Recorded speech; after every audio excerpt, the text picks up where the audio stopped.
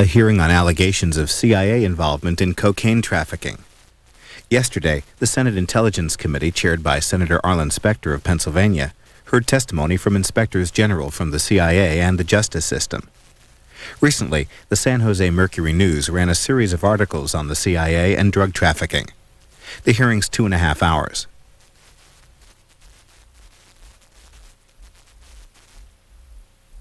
The Intelligence Committee will proceed. The subject of today's hearings involves the allegations of CIA involvement in the United States drug sales to finance the Contras in the Nicaraguan War. This is the first day when Senator Kerry and I could get together after the Senate recess. We are going to proceed today in our oversight capacity on the Central Intelligence Agency.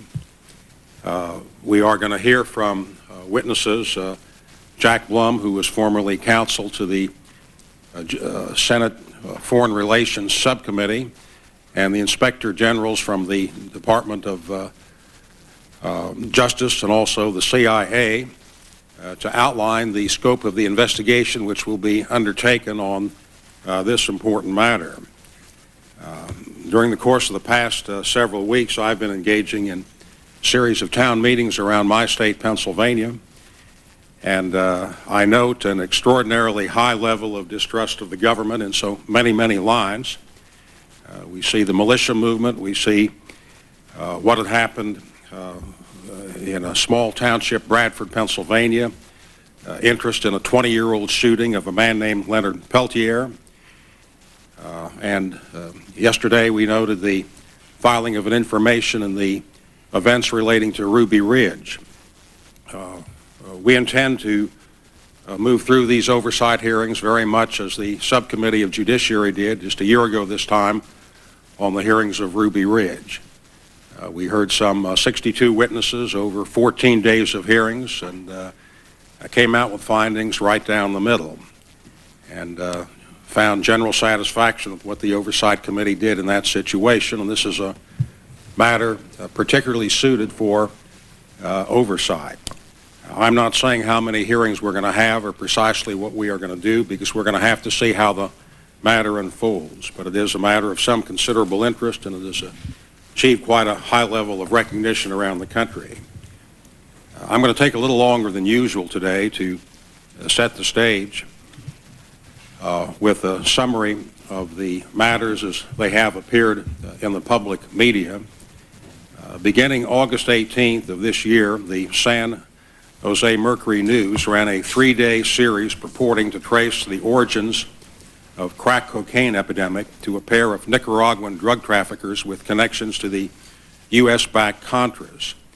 The series was entitled Dark Alliance, the story behind the crack explosion.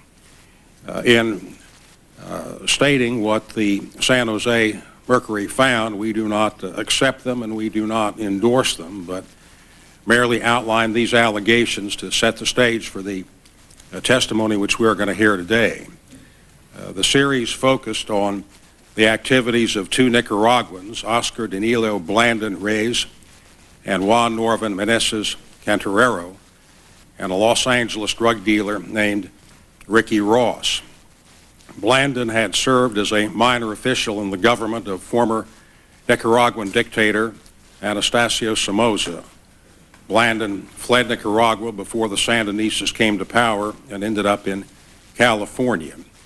He entered a guilty plea in 1992 to conspiracy to distribute cocaine and served 28 months. Upon release, he became a DEA informant, and in March 1995 testified against Rick Ross.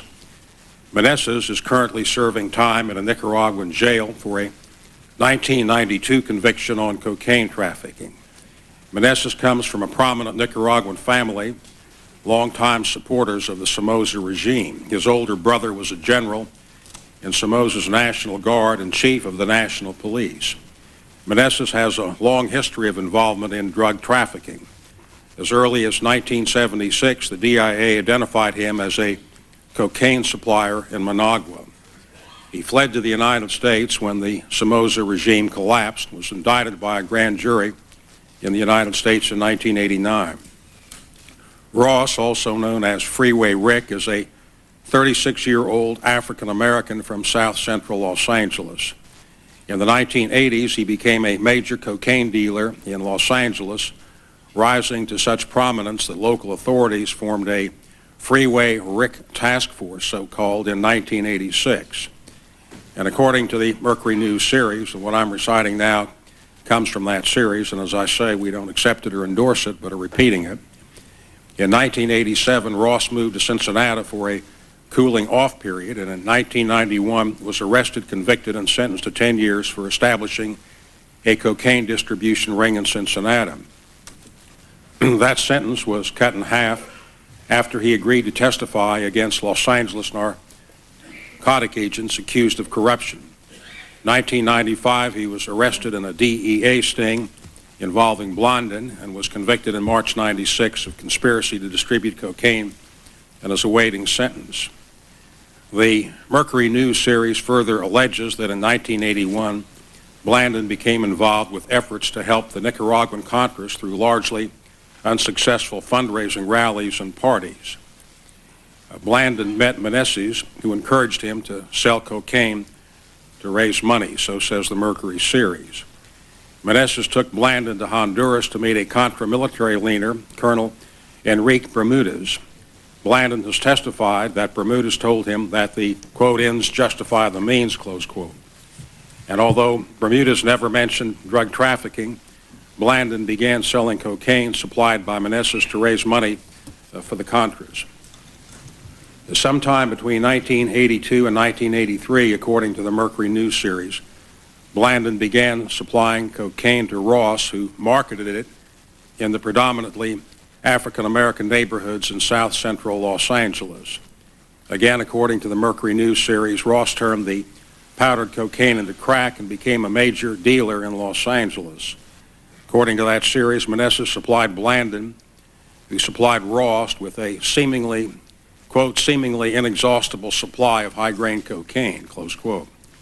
The Nicaraguans supposedly laundered their profits through a bank in Florida back to the Contra organization, the FDN, run by Adolfo Calero. The series refers to this as the FDN's drug operation. The series also makes what could be characterized as veiled references to possible CIA interference in the investigation and prosecution of Blandin and Meneses. In discussing Meneses' long history of drug trafficking and the unsuccessful investigation conducted against him, the series says, quote, records and interviews revealed that a number of these probes were stymied not by the elusive Meneses, but by agencies of the U.S. government. The article continues, quote, agents from 4 organizations, DEA, U.S. Customs, the Los Angeles County Sheriff's Department, and the California Bureau of Narcotics Enforcement have complained that investigations were hampered by the CIA or unnamed national security interests, close quote. And we will do whatever is possible to get to the bottom of that allegation.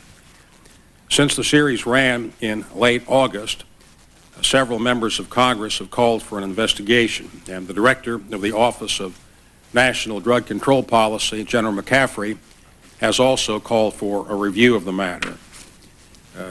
Director of Central Intelligence Deutsch testified before this committee of the CIA's intent to investigate, and he outlined that a preliminary review found no signs of CIA involvement in any such activity. The San Jose Mercury News series caused considerable national concern because of the question as to whether the U.S. government bears responsibility for the crack cocaine epidemic. Several major newspapers have independently examined the allegations of the Mercury News and reached different conclusions. The following is a very brief summary of some of those newspaper findings, and as the case with the San Jose Mercury, the committee does not accept or endorse any of those findings, but will repeat them to provide some balance as we begin this hearing. The Other newspapers noted that the link in establishing an alleged connection between the rise of crack cocaine and the CIA-supported Contras is the role of Blandus and Meneses. The Mercury news series characterizes Blanda and Meneses as Contra leaders, saying that Blanda was one of the founders of the FDN in California. According to the other analysis, the Mercury News offers little support for this claim beyond a photograph of Meneses and the FDN leader, Adolfo Carrero, and Blanda's assertion that he was selling drugs out of his sense of patriotism. The New York Times says, quote, neither of the two ever held an official position in any of the Nicaraguan groups, close quote.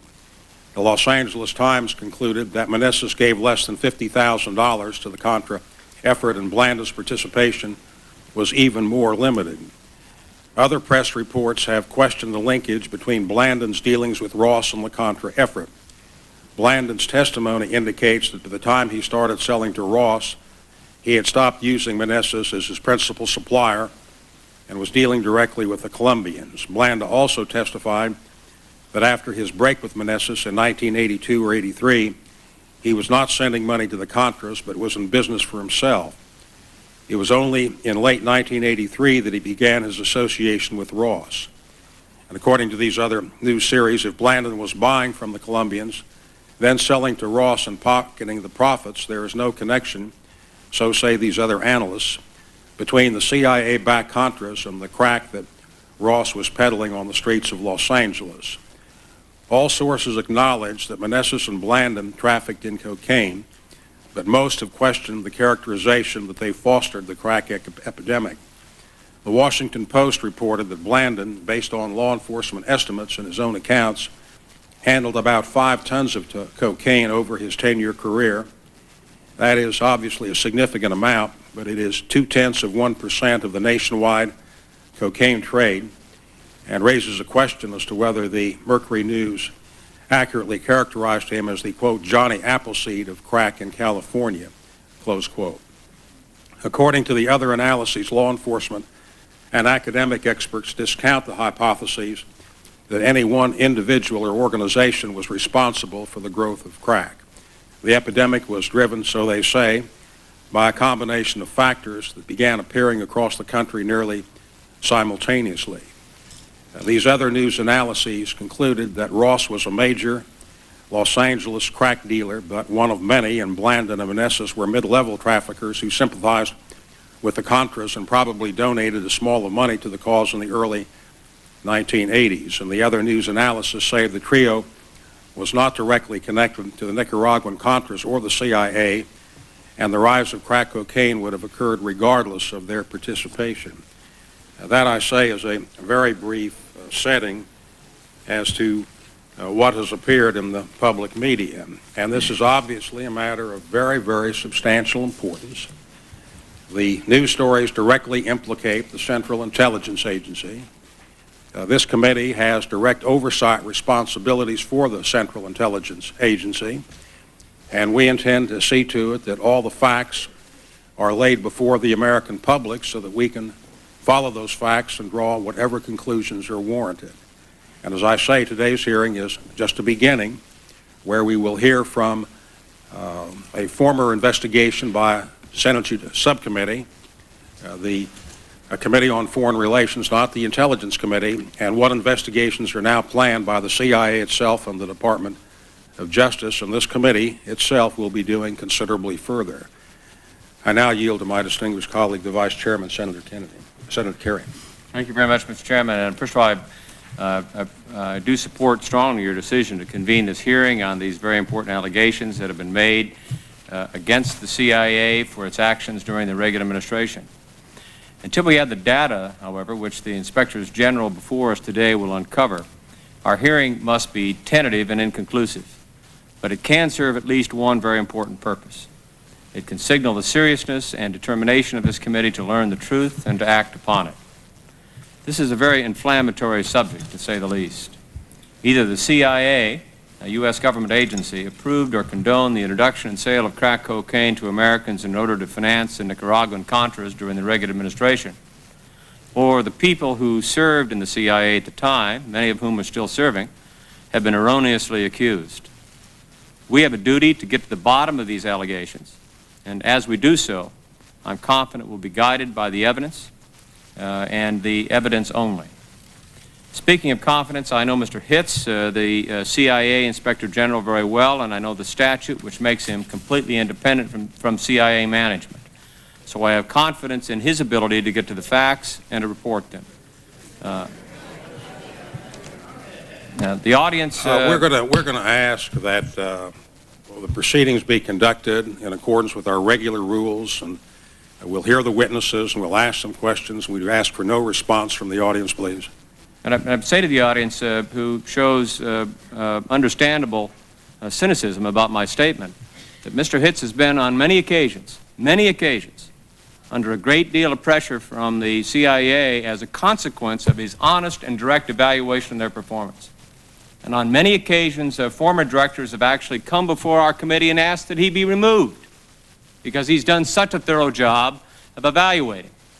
So I do not praise Mr. Hitz and say that I believe that his IG report will provide, and we will make to the extent possible that information public so it can be examined.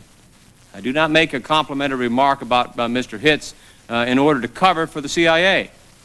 I do it because I believe the IG's report, which is initiated as a consequence of the CIA's concern for what is going on, I believe that report is going to be enormously constructive, and I look forward to the work product.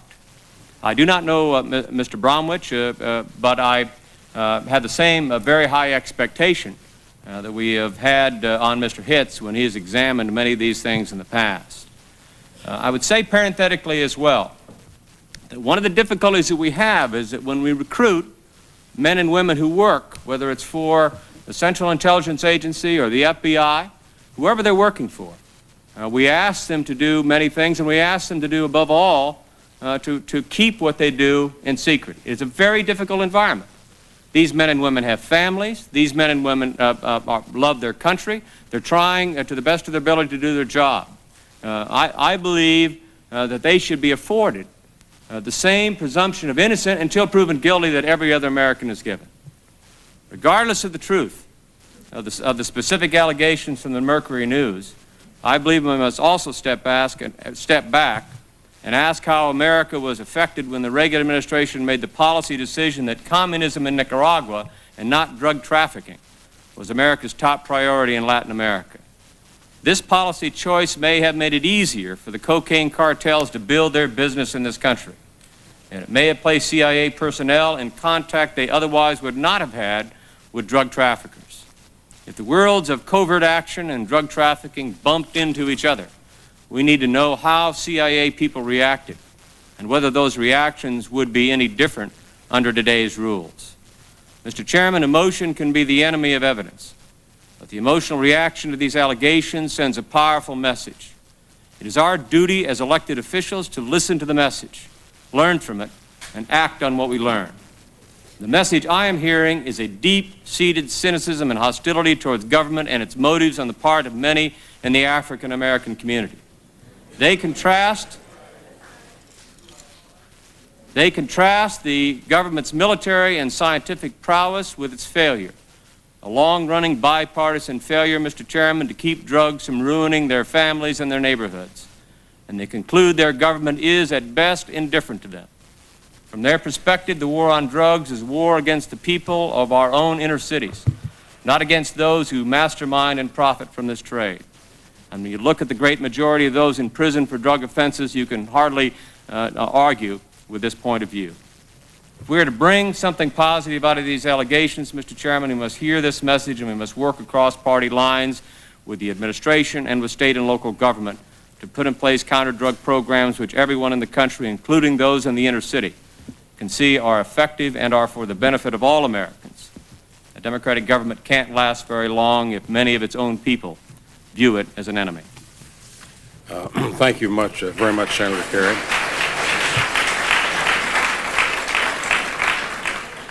I would underscore what you have said in one respect about the cynicism And it is not only the African American community which is cynical about what goes on in the government. And I would refer again to the hearings at Ruby Ridge, where there was great cynicism as to what the FBI did and the Alcohol, Tobacco, and Firearms Unit. And a subcommittee in this very room just a year ago at this time, as I had said earlier, conducted 14 hearings and heard 62 witnesses and produced a 155-page report. And while it has taken the Justice Department some time, and I suggest too long, they did file a criminal charge yesterday against a very high-ranking FBI official. And the responsibility really is lodged on oversight with the Congress. We have that responsibility. We'll hear today from executive officials, but the buck comes to the Congress of the United States, and this committee will discharge its responsibilities fairly and fully. We'd like now to have Mr. Hitz and Mr. Bromwich step forward. And I would yield now to Senator Robb, who has joined us. Mr. Chairman, I thank you. I have no opening statement. The allegations are serious and deserve a thorough inquiry and evaluation. I look forward to hearing the testimony of our opening witness and subsequently to the investigations that the Inspectors General will conduct. And I will suspend any conclusions until that time. I thank you. We'd like to proceed now to hear all three witnesses seriatim, and then we will have questions. So if we could have, as I say, Mr. Hitz and Mr. Bromwich step forward and be seated at the witness table. And we turn to you first, Mr. Bloom. Jack Bloom is the former special counsel to the Senate Foreign Relations Subcommittee on Terrorism, Narcotics, and International Operations. And that subcommittee conducted an extensive inquiry and filed an extensive report back in 1989. And we're very interested in those findings at that time, and we now turn to you. Mr. Chairman, I very much appreciate the invitation to appear here this morning. I find it ironic in a way that I'm here in the same room where we began hearings on the same subject in 1988, in January of 1988. We began the investigation in 1987. The questions you put this morning are questions which are extraordinarily important. The question of reform of the intelligence community really requires that these issues be debated publicly and discussed publicly. And I would hope that the inquiry goes beyond the narrow questions posed in the San Jose Mercury News story. The answer you get to the questions you ask depends totally on how you frame the question. If you ask the question, did the CIA sell drugs in the black neighborhoods of Los Angeles to finance the Contra War, the answer will be a categorical no. The fact of the matter is we found no evidence whatsoever to suggest that there was a targeting of the African American community. Cocaine in the mid-'80s and into the early '90s was a perfect equal opportunity destroyer. We had addiction and problems in schoolyards across America. It didn't matter what color you were, where you were from, what your national origin was. The problem became more acute in the African American community because the definition of a problem addict in America is an addict who runs out of money. And if you run out of money quickly, you become involved in the drug trade, you become a visible social problem, and you get on the screen. In fact, the stockbrokers, the entertainers, the lawyers who used cocaine around America escaped that attention, but their lives were ruined too, perhaps not financially. The second issue is, did the CIA do the selling of the cocaine, and did the Contras profit? And as far as we were able to determine, no member of the staff of the CIA, that is someone on the payroll as opposed to people they worked with, was in the cocaine business. And certainly no one on the staff of the CIA, as far as we could determine, was actively selling the drug. And then finally the question of, was it used to support the Contras? I will tell you of two meetings that I had with Contra veterans, one in 1986 and one in 1989. at the beginning and the end of my investigation. And they said our problem was we never had any money. Our leadership stole most of it. They had houses in Miami. They had opportunities to gamble. They had girlfriends. They traveled. And we who were in the field, and one of the groups that I talked to had men who lost their arms and their eyes and their legs fighting the Sandinistas. We in the field had none of the benefit. So I submit what went on led to the profit of people in the Contra movement, not to supporting a war that we were trying to advance. Now, having said that, we have to go back to what is true. And what is true is the policymakers absolutely closed their eyes to the criminal behavior of our allies and supporters in that war. The policymakers ignored their drug dealing, their stealing, and their human rights violations. The policymakers, and I stress policymakers, allowed them to compensate themselves for helping us in that war by remaining silent in the face of their impropriety and by quietly undercutting law enforcement and human rights agencies that might have caused them difficulty. We knew about the connection between the West Coast cocaine trade and the Contras. There was an astonishing case called the Frogman case. In that case, I believe it was in that case, the United States Attorney for San Francisco, a man by the name of Rusinello, returned $35,000 of cocaine proceeds voluntarily to the Contras when it had been seized as the proceeds of drug trafficking. We found that absolutely astonishing. I know of no other situation where the Justice Department was so forthcoming in returning seized property. Was that the Justice Department or the District Attorney of San Francisco? This was the Justice Department, the United States Attorney. That's correct. Right. We had a telephone conversation with Mr. Rusinello, asking him to provide us documents and access to the people involved in the case, and he shouted at us. He shouted at Senator John Kerry, who chaired the committee. He accused us of being subversive for wanting to go into it. It should be stressed that the Blandón-Meneses ring was part of a very much larger picture. And to give you an idea of how large that picture was, there was a point where the wholesale price of cocaine on the street in Los Angeles reached $2,500 a kilo. We were talking about cocaine that was available in such quantity they could not find buyers. $2,500 a kilo, according to all the experts, is below cost. And that is a flood of cocaine. And our friend Freeway Ricky was touching only a tiny fraction of what was coming in. We had a definite cocaine epidemic. Now, you might ask, why did the hearings we run in 1989 and the report we released in, the hearings we ran in 88 and the report we released in 1989 not get more attention? And the answer is we were subject to a systematic campaign to discredit everything we did. Every night after there was a public hearing, Justice Department people, administration people would get on the phone and call the press and say the witnesses were all liars, they were talking to us to get a better deal, that we were on a political vendetta, that none of it was to be believed, and please don't cover it. The consequence of that was the hearing and the report were given very modest play in the press. I think the report and the hearing, as you go into this matter and look at some of the transcripts, and I do hope you'll get the actual records and closed session and deposition hearings from the archives where they all are, and I hope all of that is made public, you'll find we did a rather thorough job. It was a systematic effort to discredit us that prevented the conclusions from receiving the attention I believe they warranted.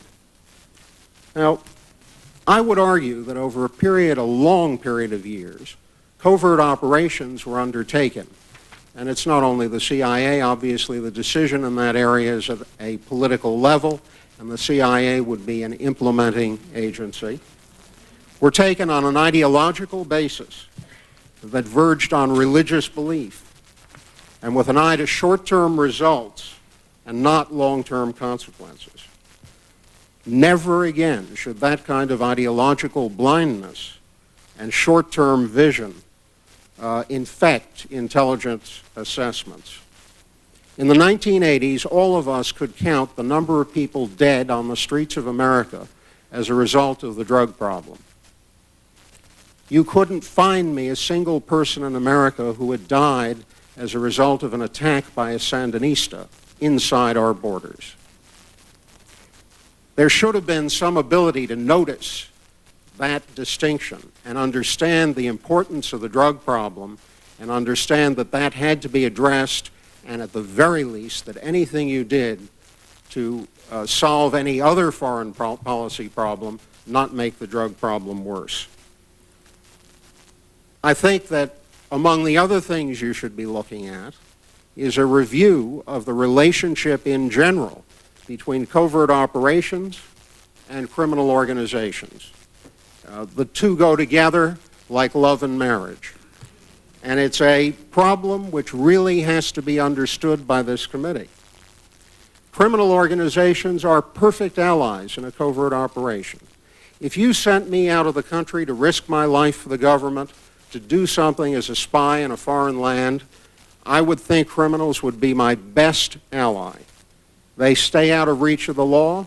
They know who the corrupt government officials are, and they have them on the payroll. They'll do anything I want for money. It's a terrific working partnership. The problem is that they then get empowered by the fact that they work with us. So now they have stature and influence and an impact in their own country, and if they have influence with politicians and people who come to power, we now have a new powerful criminal enterprise, and we can't always control what they do once we stand down. And unfortunately, we have yet to figure out how to prevent criminal friends from becoming an albatross. There's a second problem, and that is when you run covert operations, you train people in a lot of skills. Unfortunately, the story of Adam and Eve stays with us. Once you learn something, once you've bitten the apple of knowledge, you can't unlearn it, ever. And when you teach people how to change their identity, how to hide from the law, how to build bombs, how to assassinate people, they don't forget how to do it.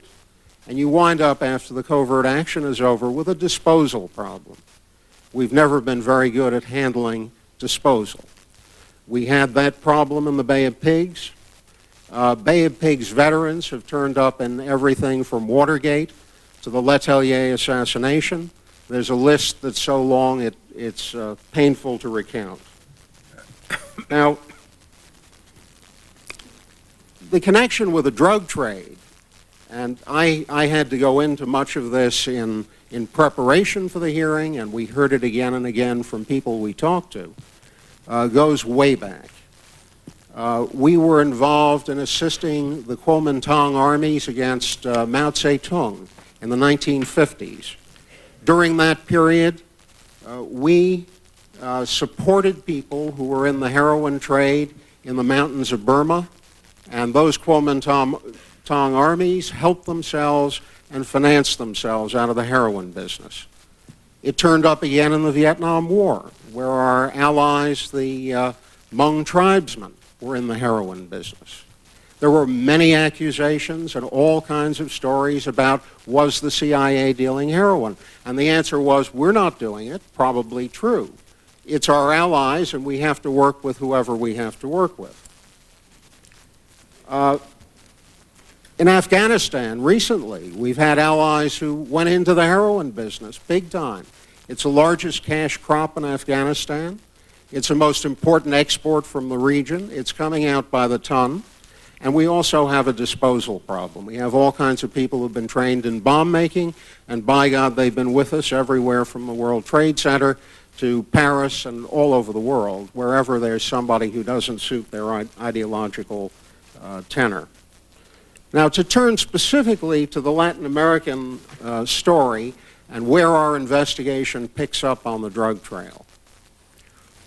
We had testimony from a man who was a civilian employee of Argentine military intelligence, Leandro Sanchez Reis. He told us that the United States had encouraged the Argentine military to act as proxy for the United States during the Carter administration because we had a public policy of supporting human rights and another policy of really trying to sustain our anti-communist efforts. And the Argentines, he said, sponsored the cocaine coup in Bolivia and then set up a money laundering operation in Fort Lauderdale, and we later checked, and indeed he had set up that operation. And he used the money laundering operation in Fort Lauderdale to provide funds to the Argentines all over Latin America who were in the business of, quote, fighting communism.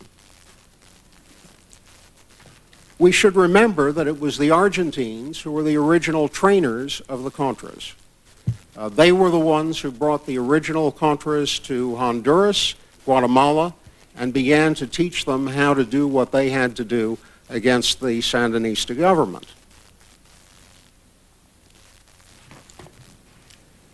Sanchez-Reese told us that he believed that the reason the Argentines were so willing to go to war with the British over the Falklands was that the Argentine generals seriously thought that the assistance they had given us, the covert assistance they had given us, was going to put them in our good graces to the point where we would side with them. A tragic mistake indeed, if he was correct.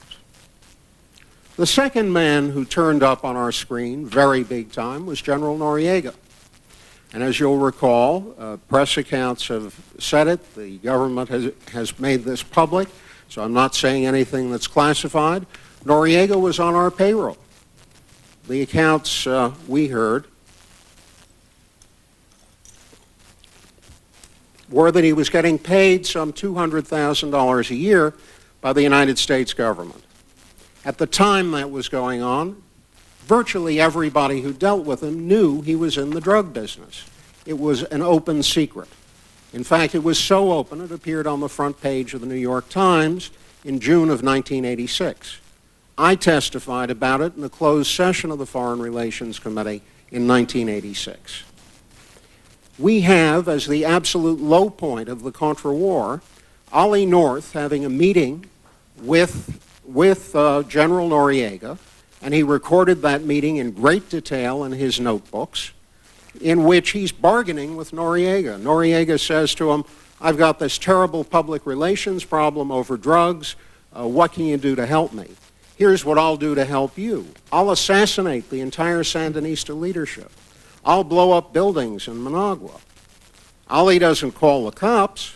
What Ollie does is he goes back to Poindexter, and Poindexter says, gee, that's a little bit extreme. Can't you get him to tone it down? Go back and meet with him again, which Ollie does. When our committee asked the General Accounting Office to do a step-by-step analysis of just who in our government knew that General Noriega was dealing drugs and when they knew it and what they did to act on that knowledge, the administration told every agency of the government not to cooperate with GAO, labeled it a national security matter, and swept it into the White House and cloaked it in executive privilege. That investigation never went forward, should have gone forward. I was very much dismayed. Our committee subpoenaed Ollie North's notebooks, and the history of those notebooks is quite astonishing. Not many people realize this, but the Senate never got a clean copy of those notebooks. North's lawyers were permitted to expurgate sections of the notebooks based on, quote, relevance. Our committee subpoenaed those notebooks, and we engaged in a 10-month battle to get them, and ultimately the investigation ended, the subcommittee's mandate ended, we never got them. On top of the fact that clean copies... Why wasn't it pursued at that time? The administration, to begin with, classified the notebooks, and this is truly bizarre because they remained in Ollie's possession at the code word level. The expurgated copies were kept in your committee's office under code word under code word classification. When I read those diaries... It wasn't exactly my committee's No, office. but It was I the say Senate you're, committee's office. you're in the sense of the And Intelligence I was Committee's office. not Yes. the chairman at that time. Yes, but and that was quite proper because Well, those were the rules. The question that I raised, Mr. Blum, is there are ways of dealing with claims of executive privilege, and they can be taken to the courts, and the courts have ruled that the privilege is not well-founded on some occasions, and there are remedies which the Senate can undertake to deal with the administration when the administration acts improperly. Well, we started down the track. The effort to get the subpoenas became mired in the presidential campaign and the political debate surrounding it. The committee... There's always one of those going on. The committee's mandate expired, and frankly, I can't tell you why in the ensuing Congress it wasn't pursued. There was a later effort by the National Security Archive under the Freedom of Information Act to get further declassification and release of the notebooks. They succeeded to some degree. The notebooks in their entirety are still not public, and my belief is that your committee, the Intelligence Committee, should undertake, at the earliest opportunity, a complete investigation of the notebook situation and do your best to make it public to restore some degree of confidence in the process. Now,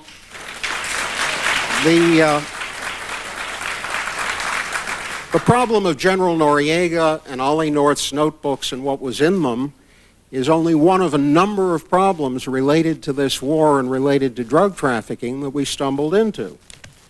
We had problems in Haiti, where friends of ours, that is, intelligence sources in the Haitian military, had turned their facilities, their ranches, and their farms over to drug traffickers. Instead of putting pressure on that rotten leadership of the Haitian military, we defended them. We held our noses, we looked the other way, and they and their criminal friends distributed through a variety of networks cocaine in the United States, in Miami, in Philadelphia, in New York, in parts of Pennsylvania. Honduras was another country that was key for the Contras. Honduras was the base of Contra operations. Most of the Contra supplies came through Honduras. We wanted to do nothing to embarrass the Honduran military. Ramon Mata Ballesteros, a member of the gang that was involved in the Camarena murder, went to Honduras and found refuge there. He was walking the streets of Tegucigalpa openly and publicly. The response of the United States government was to close the DEA office in Honduras and move the agent stationed there to Guatemala. We took testimony from that DEA agent. He said it made no sense. The drug trafficking was going on in Honduras, and the Honduran military were at the center of it. When the war ended, almost the minute the war ended, to our credit, the administration arranged the midnight extradition of Mr. Mata Ballesteros, who is currently serving a life term in American prisons. The response of the Honduran military was to allow a mob to burn down a portion of the U.S. facilities in Tegucigalpa. But we sat by as long as they were helping us and allowed them to carry on their illegal business. We also became aware of deep connections between the law enforcement community and the intelligence community. I personally repeatedly heard from prosecutors and people in the law enforcement world that CIA agents were required to sit in on the debriefing of various people who were being questioned about the drug trade. They were required to be present when witnesses were being prepped for certain drug trials.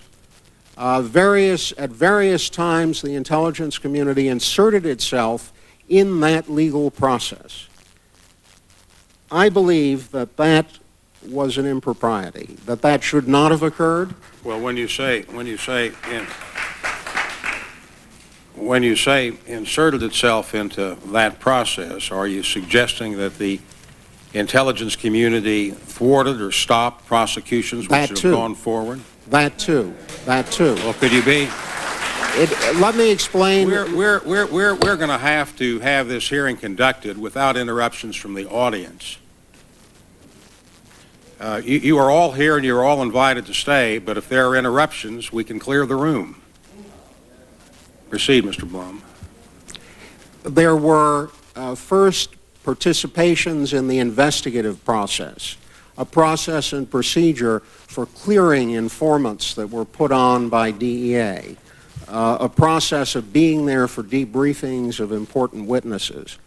But then when there were criminal cases that threatened to expose various covert operations in the region, those criminal cases would be then put aside for one reason or another. And there was a procedure for doing that within the Department of Justice. We attempted to probe that procedure. The Department of Justice rebuffed us rather systematically.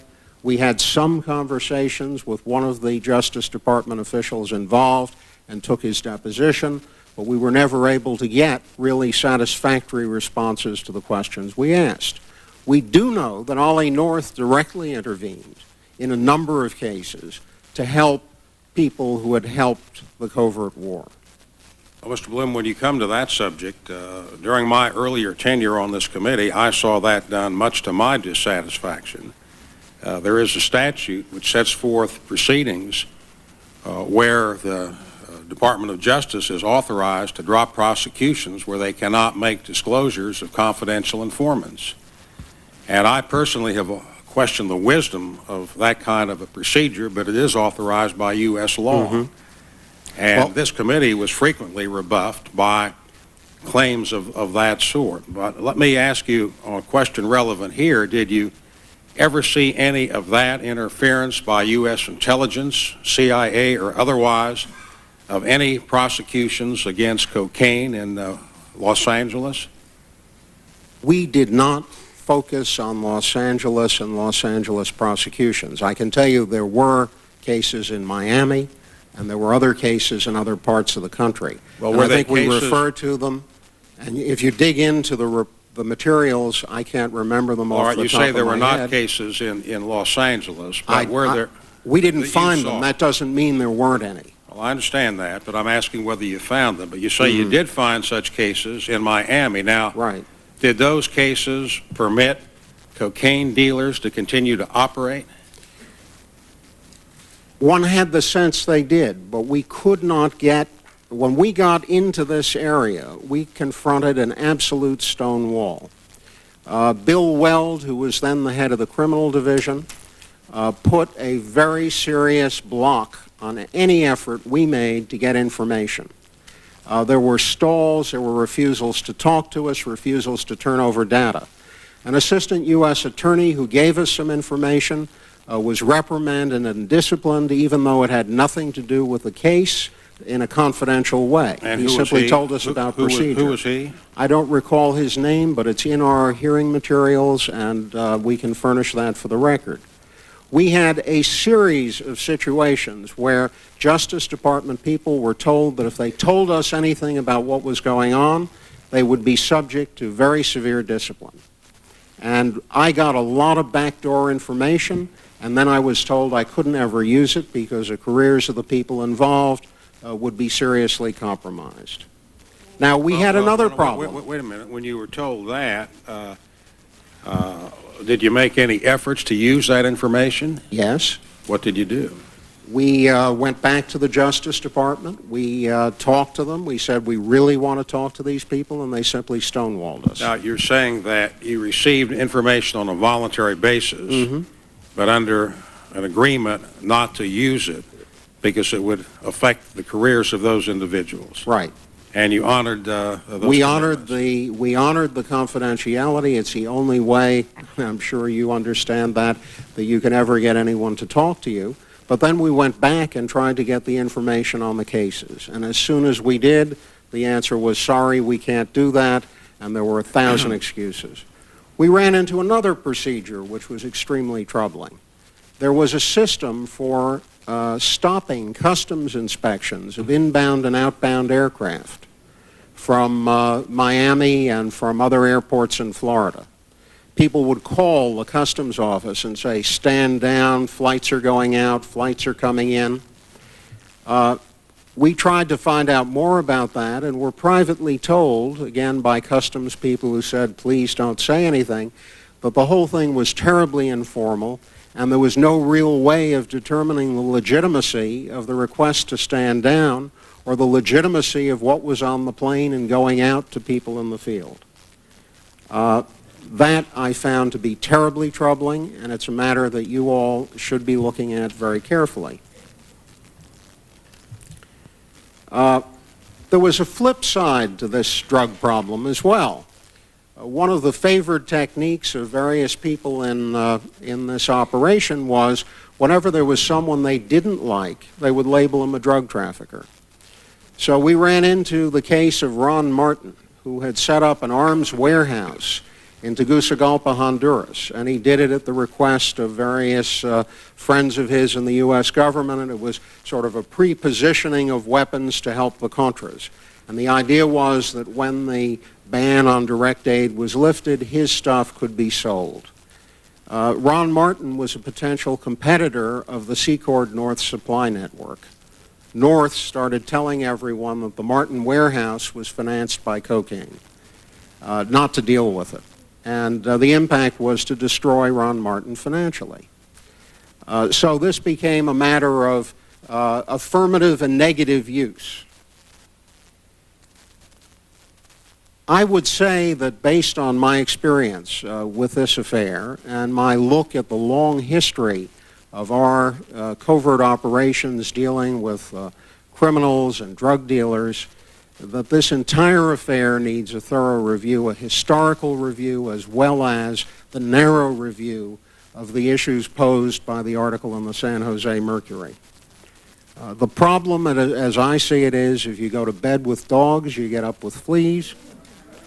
If you empower criminals, because empowering them happens to be helpful at the time, the criminals are sure to turn on you next.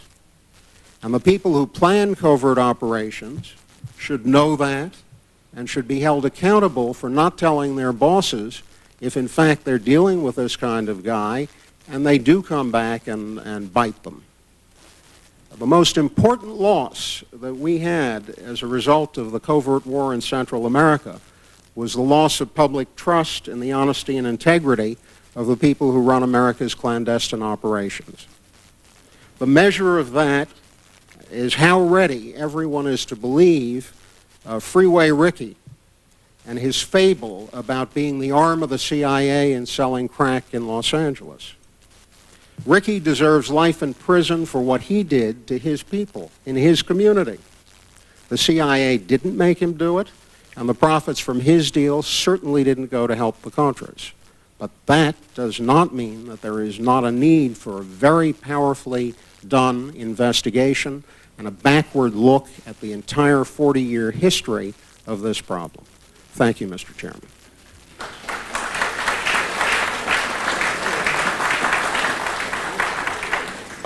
We will proceed with 10-minute rounds as to your testimony, Mr. Blum, because it will differ substantially in nature from Mr. Hitz and Mr. Brownwich. Let me begin with the overall question as to whether you believe that the United States has now placed proper emphasis on counter-narcotics as a foreign policy goal. Yes, I do. I think the priorities have changed very substantially, and I'm very pleased to report that we have correctly now assessed narcotics and international organized crime as a significant threat. Do you think the interdiction of the international flow of narcotics has been successful? Have we stopped drugs from coming in from Latin America, Mexico? Not. We have terrible problems in Mexico. We have terrible problems in still in Latin America. And we have problems coming at us in terms of heroin from Asia and from Latin America as well. Should the United States be doing more to stop the flow of drugs into the United States? I think so, yes. Mr. Bloom, let me go back to the specifics of the Mercury News series, because we are focused on that here. And you have raised quite a number of other issues, and they're all very important. But Did the principal participants in the current allegations, that is Blandon and Meneses, figure in any of the investigation which your subcommittee did? Yes, as I said, we knew about Meneses. I believe one of Senator Kerry's staff did interview Meneses at one point. We were aware of that cocaine ring, and as I said, when we tried to get information through government channels, we were blocked. Was there any information that you did get that linked either Blandon or Meneses to the CIA? Not directly, no. Well, indirectly? Indirectly, we would say, I would have to say yes. And I'm relying on an eight-year memory. When I say yes, let me explain what I mean. We had people in the Contra movement, Southern Front Contras, and indeed there's a video deposition of one of them, who says, look, I discussed the problem of the drug dealing among our number with my case officer. And he told me that who was that who was on the video? This is a Contra leader. He was a member of the Contra Directorate. We took his deposition in video form in San Jose, Costa Rica. Do you recall his name? Not off the top of my head. Okay. I just at the moment can't recall who it was. He told us that he had discussed the drug problem, and his case officer said, look, there's nothing we can do about it. You do what you have to do. Just don't tell me any more about it. He discussed the drug problem with his case officer? That's correct. And what kind of a case officer was that? CIA. And we had that just straightforward. The reaction of the people who were running the covert operation, as best as we could determine, was, look, we've been sent here to Central America to do a job. Our job is to win this war against the Sandinistas and to change the political climate here. We're not in the law enforcement business. We can't be playing cops with the people who are working with us. If there's drug trafficking, let the DEA deal with it. But we have to do what we have to do, and please don't let that other mission interfere with what we have to do, because by God, it's difficult enough. So what you're saying is that the CIA individual did not stop him from dealing in drugs. Right. But he did not encourage him to deal drugs. No. Or did not use the proceeds. But he then excuse me, the question's not finished. Or did not use the proceeds or encourage the use of those proceeds to finance the Contras. Not at all. And as I said before, all of the people who played in this took the money and put it in their pockets. Now, there's one other thing you have to understand about the situation in Central America at the time, and it's relevant to the question you asked. There were facilities that were needed for running the war, clandestine airstrips, cowboy pilots who would fly junker airplanes, people who would make arrangements for the clandestine movement of money. Every one of those facilities was a perfect facility for someone in the drug business. So there were people who were connected very directly to the CIA who had those facilities and allowed them to be used and indeed personally profited from their use as drug trafficking. Do you have any specifics on that? I do, and I would... Let me finish the question. Who from the CIA permitted those facilities to be used? It's not that someone from the CIA permitted them to be used. It's that a contract employee had the facilities. He was doing a job. That job wasn't delivering drugs for the CIA. A contract employee, but not a member of the CIA. That's right. And so the contract employee allowed those facilities to be used, and the contract employee benefited from the proceeds. You bet. Okay. You bet. And none of that money went to the Contras. And I've shared with your staff the name of the person involved. I don't want to here violate the secrecy requirements that we were bound by. The point is that this was going on in tandem with the war, and the people who were organizing it from our side saw all of it. In fact, you had to be blind not to see it. And instead of trying to stop it or say, wait a minute, we really ought to change our policy here or rethink how we're doing it, They went forward and said, we're going to solve the problem with the Sandinistas, and the devil take this other set of issues. Mr. Blum, referring now to some specific individuals who have been cited in the Mercury News series, Adolfo Calero and Enrique Bermudez. Were either of those individuals involved in the investigations which you conducted? Certainly. They were central figures in the Contra movement, and their names came up again and again in conversations about the problem. Were they involved in cocaine drug trafficking? Directly, to my knowledge, no. I have to say no. All right. Indirectly, to your knowledge? Many of their people and their close associates were. But how about those individuals specifically? I can't say that I have evidence of it. And who among their close associates were involved? We have listed people in the report. We have additional material, and you'll find it in our transcripts. After 8 years, I can't list names, and if I did, I'd be taking a terrible risk. Well, I can understand that. Are any of those individuals identified in the San Jose Mercury series? Not to my recollection, no.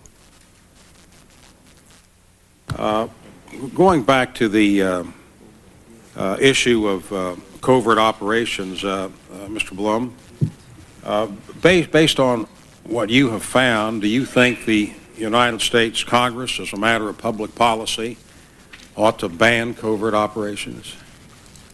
I think that there may, in some circumstances, desperate matters of national urgency, be some kind of argument for them. But I will say that, in my experience, we have rarely considered the blowback. We have rarely considered the long-term political consequence. And if you look at the kind of catastrophic record that the operations that got us tangled up in the drug business led to, I would say they failed. Remember, we lost the war in Nicaragua. Remember that our dear friends in the Argentine military disappeared thousands of people. Look at the horrible, brutal reality of Pinochet's Chile and ask what kind of threat there was to the United States that warranted that kind of behavior. Well, I come to the public policy question because this committee has been very deeply involved and is continuing at this moment on evaluation of what may or may not be covert activities, and I'm interested in your judgment. But your net conclusion is that there are some situations which may be sufficiently serious to warrant covert activities? There may be, but I believe that nowhere near the scale, not even a smidgen of the scale that they were carried out on in the past, and certainly a complete rethink of the idea of building alliances with criminals and drug dealers. Well, I think we need to spend much more money on overt diplomacy and on public help for people who are our friends and on real diplomacy. We've slashed the State Department budget by a tremendous amount and not done the same for the intelligence budget. I find that quite mysterious.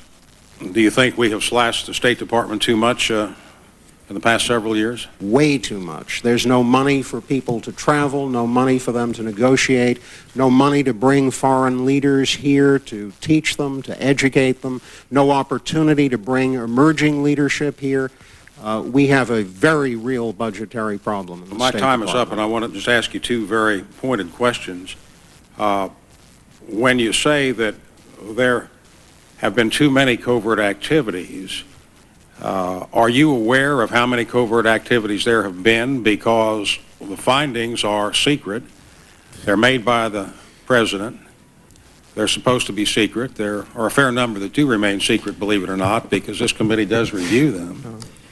So I just wonder what your basis... Maybe I finish the question. Wait a minute. Let me finish the question. So the question is, what is your basis of knowledge as to the covert activities which have been undertaken to say that there are too many? I have now spent a number of years in the field, that is, traveling around the world talking to people. I will give you just one experience with Washington's notion of secrecy and the world's notion of secrecy. It was one of my first trips to Asia in the middle of the Vietnam War. I was on a KLM plane flying over Vietnam. The pilot, Dutch, said, "Ladies and gentlemen, look outside the window. We're flying over Laos. See that area? It's been carpet bombed." I came back to Washington and I said to Senator Symington, I was then working for the Senate, "Senator, you know we're bombing in Laos." He said, "Shh, that's classified." Now, Well, I submit to you... He didn't fly KLM. Right. I submit to you that lots of what you sit here and look at and say, boy, this is classified, it's code word, it's secret, they can only be talked about in a skiff by people who've had their backgrounds investigated to the nth degree, out in the field is being talked about at 40 decibels in a saloon somewhere. Well, let me come back to that. It's a fairly involved subject which I do want to pursue with you, but I want to yield at this time to Senator Kerry. Thank you very much, Mr. Chairman. Well, Mr. Bloom, the record should show I disagree with you on that point. I mean, there are people out there who are at considerable risk, and if what you said was true, they wouldn't be alive. So, I mean, I just let the record show that I disagree with what you just said. First, Mr. Bloom, can you tell me, it seems to me that the subcommittee, and on that committee at the time, Senator John Kerry of Massachusetts, Brock Adams, Washington, Senator Moynihan of New York, on the ranking side was Senator McConnell of Kentucky and Senator McCoskey of Alaska. It seems to me that the recommendations, and I want to give you an opportunity to talk about this. It seems to me that the subcommittee was successful in some areas. In other words, that there were some policy changes that occurred both in law and on the administrative side as a consequence of the subcommittee's work. Is that correct? I hope so. Well, yes, the answer is yes. I you think we did begin to change the public perception of the foreign policy issues. I think we did begin to get people to understand the dimension of the drug problem and refocus on the drug problem. But there was very specific administrative recommendations and very specific legislative recommendations that were made. Do you know, Mr. Blum, how many of those administrative recommendations and how many of those legislative recommendations were either accepted by the executive branch or enacted by the legislative? I can't really tell you that. I left in 1989 and did not handle the follow-through. I think some of them were considered, maybe some of them were adopted, but I don't think they were all accepted readily. I think we had some changes, but they were not really very dramatic. Well, would you be prepared to evaluate this, or perhaps I should just ask the Foreign Relations Committee to do it? I think that it would be more appropriate to ask them to evaluate them. I know we made some very strong recommendations. As I look through the list, and there's 1, 2, 3, 4, 5, 6, 7 on the administrative side, and 1, 2, 3, 4, 5, 6, 7, 8 on the legislative side, as I look at the list, there are a number of them that I recognize immediately as being current U.S. policy. And so it seems to me that it's likely to be the case that a number of these recommendations were made both by the executive branch and by the legislative branch in response to the subcommittee's work. I think that there were changes, and I think the hearings did have a positive impact. Secondly, Mr. Blum, can you talk to me? You said that there was a systematic effort to discredit the work of the subcommittee, and you separately mentioned that there was a refusal by the Department of Justice to, was it Justice? Justice. To provide you with information that you needed. Right. Is that correct? Can you tell me, put a little more detail on what you mean by systematic? Some examples. We would want to talk. No. Systematic to me means that there was an organized effort. Right. Is that correct? That's a correct way. And how would you define systematic? An organized effort from the top. Who was in charge of it? As best I could tell, it was coming from the top of the criminal division.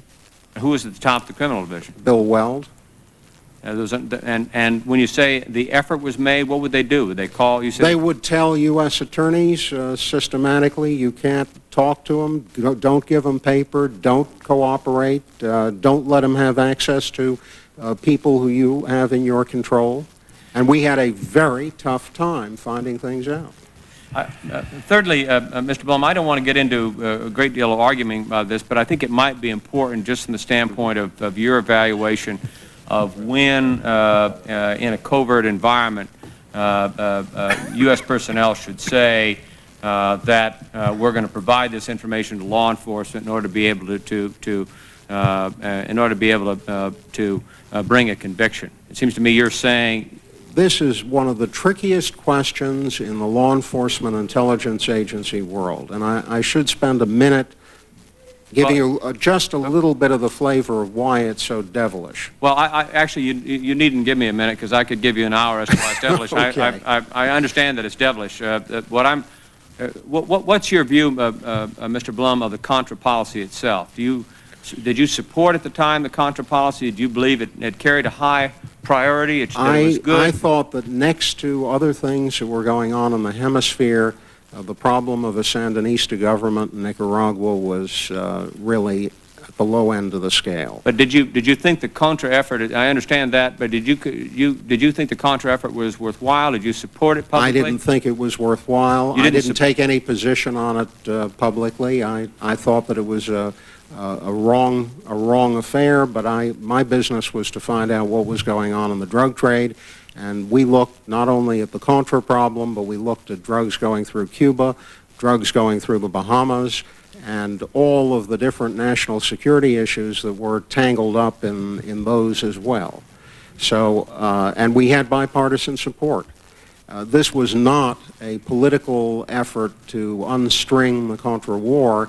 It was a political effort to understand how it could have come to pass that we had tons of cocaine in Miami, and people, instead of trying to solve that problem, were telling law enforcement people to look in a different direction. Can you imagine a scenario, Mr. Blum, under which you would say that the objective, the foreign policy objective, was so important that it would, in fact, be a higher priority than the law enforcement effort? Here's my problem. I think that if people in the government of the United States make a secret decision to sacrifice some portion of the American population in the form of exposing them, let's say, deliberately exposing them to drugs, that is a terrible decision that should never be made in secret. Saying that? Are you? Now, I want to be clear. I'm not saying here that there was such a secret decision. Well, then why did you make the statement, Mr. Blum? Let me explain. I mean, I appreciate. That. Well, it drew a wonderful round of applause. Mr. Chairman, I'm not trying to draw a round of applause. Well, I'm trying to explain to you. Just a minute, Mr. Blum. Let Senator Kerry finish his question. I mean,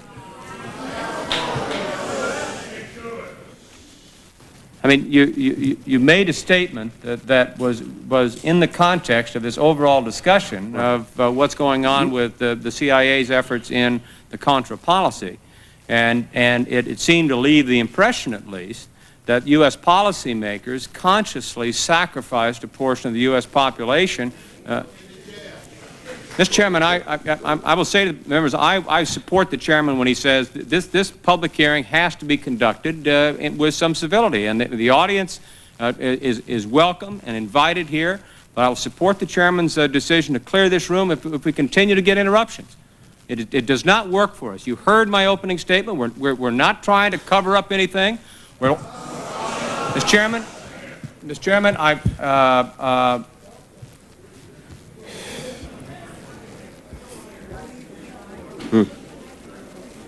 Well, may I have an opportunity Mr. to Blum, respond? My judgment is that we ought to proceed. There's a lot of public interest in this matter. We want people to be present.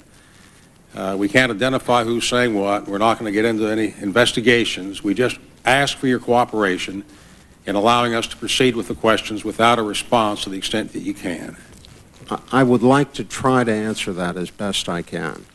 When people who are engaged in an operation say, we're going to look the other way, we're not going to do anything, interfere in the law enforcement process to protect people who are running the operation, and in that process of interference permit drugs to flow in, you have an extraordinarily serious problem. Now, the DEA, when it has Mr. Blum, let me get you back to the question I asked you. Right. I don't disagree with your statement. If you listen to the audience listen, who keeps interrupting with their enthusiastic support of what you said earlier, I do think it is a terrible mistake to say that we're going to allow drug trafficking to destroy American citizens as a consequence of believing that the Contra effort was a higher priority. I ask you a question. The question is this. Do you, in your own mind, have a situation, obviously you were at best lukewarm to the Contra effort. Do you see in your own mind risks to the people of this country that would carry with it a high enough priority that in that circumstance you believe that it would not be wise to bring the evidence out and pursue a prosecution in that case? In the rarest... Let me give you an example. How about nuclear proliferation? How about a covert operation Senator, that's designed to interrupt and to prevent the flow of chemical and biological agents in the United States? In that situation, Mr. Blum, in that situation, Mr. Blum, what is your view if the people that are involved in that uncover evidence that might lead to a prosecution? Should they shut down the operation?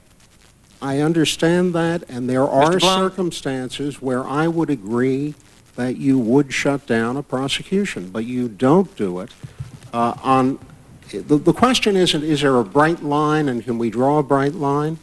Right. There was a judgment call here, and that judgment call erred so far on the wrong side of where judgment should have been that we wound up with a terrible problem.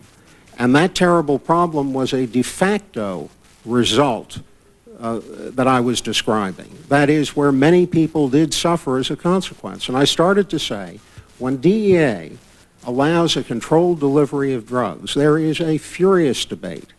Those controlled deliveries are monitored because DEA says our job is to prevent it from coming in. And if it escapes on the street for any reason, we've blown it. And that kind of standard is really the kind of standard that should have, I think, been applied here.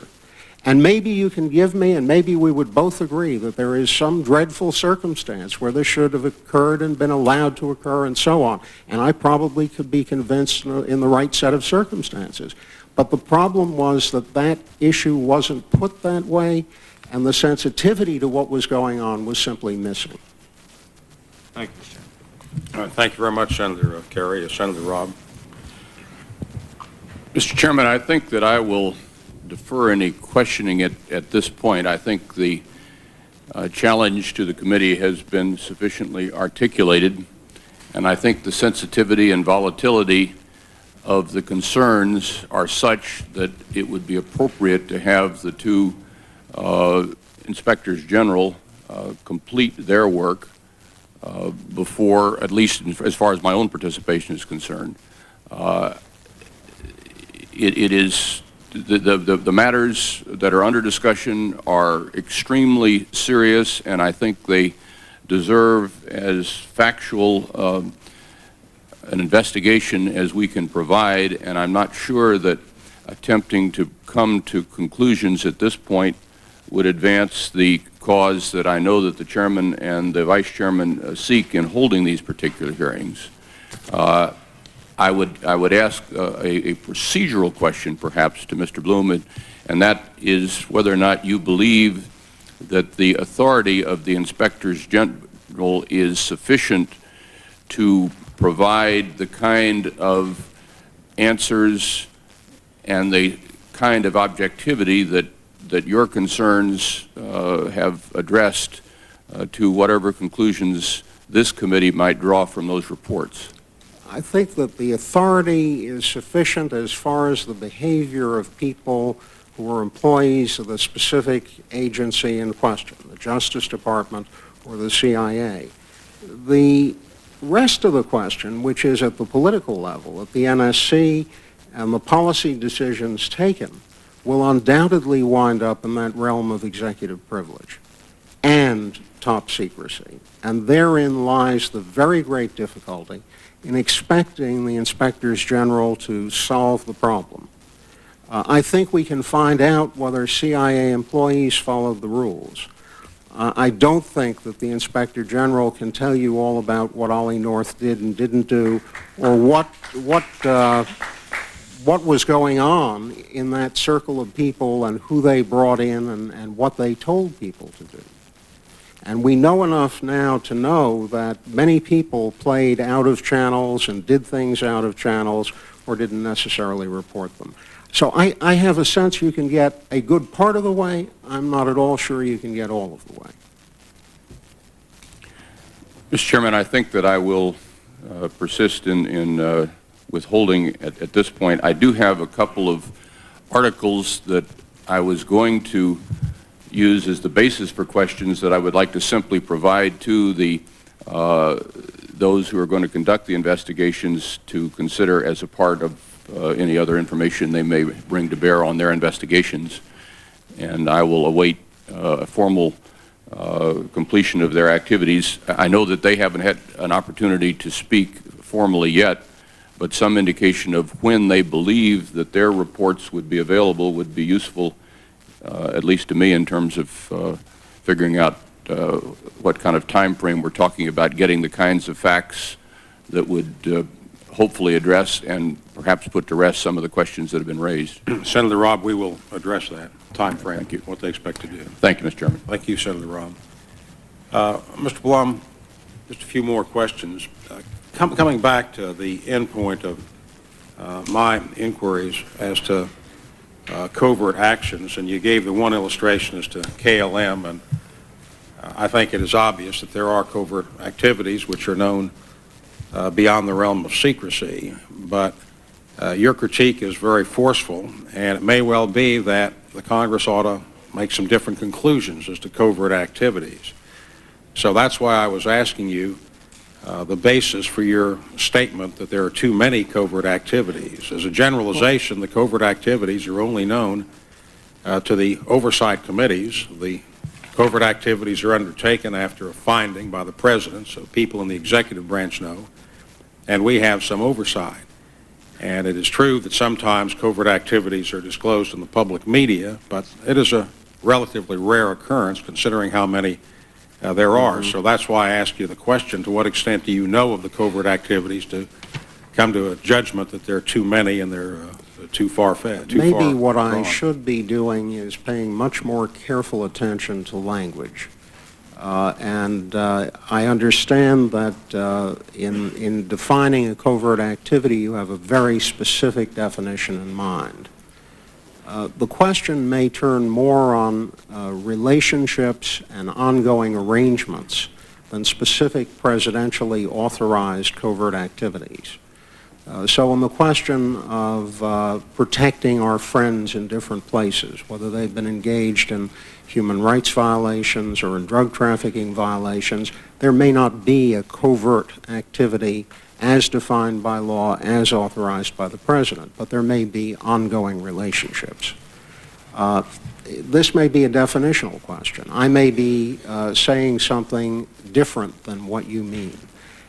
I can't tell you, though, that I know, and I don't want to deceive you. I don't know what has gone on in the executive branch in secret. I have not been privy to the findings, and I don't want to mislead you. Well, it is a different matter as to whether there are human rights violations which are not being pursued. And this committee has been very diligent in our pursuit, for example, of what goes on in Guatemala. And the committee is to be commended. And behind closed doors. I'm sorry, I didn't hear you. And the committee is to be commended for. I wanted you to repeat that. That's quite all right. You had made a comment about things that were taught to people that were hard to erase from their minds, and one of them was to teach people how to assassinate other people. Do you have any evidentiary basis for a conclusion that the United States is seeking to assassinate someone contrary to existing U.S. policy? Certainly not currently, but I refer you back to the Church Committee investigation. Well, I'm familiar with that. Yeah, I know you are. So that goes back that's into the historical base from which I'm talking. I'm not talking about currently. That was specifically prohibited, and that problem was addressed. Mr. Blum, in the course of the report which was filed by the Subcommittee on Terrorism, Narcotics, and International Operations, what is the most explicit statement, if you can give it to us, on a finding that U.S. intelligence forces were permitting people working for them to engage in drug activities? I think I have to let the language of the report speak for itself, and I'll say why. That report went through so many editorial changes that even after rereading it, I can't remember which version got to where. The report does speak for itself. The problem that we saw, and we could definitely speak to, and I know the report speaks to it, is the problem of standing by when you knew that people were doing the drug, were in the drug business when you were an employee of the government. Well, that's a very serious matter. Very tough problem. Very serious matter. Are you suggesting that it was stated more explicitly, but was cut out in the editorial process? No, I think we were pretty, I think it is there that we believed that the government, that is the CIA, was aware of this problem, was aware of trafficking by people. And I think we said that. I don't think that that's something that was edited out. I don't, I'm not sure what you're referring to. With respect to the question of what policymakers have done, do you have an evidentiary base for concluding that the policymakers were aware that the intelligence operatives were allowing drugs to be disseminated? Certainly in the case of General Noriega. Beyond, there's no question about beyond that. General Noriega? My guess is, and it's a guess, but I think a very educated guess, that in the case of Honduras, yes. In the case of Haiti, yes. They knew. They knew there was a problem. How about with specific reference to the distribution of drugs, say, in Los Angeles? I don't think they were ever given the clean understanding of the full implications of what was going on. The policymakers were That's not. right. With respect to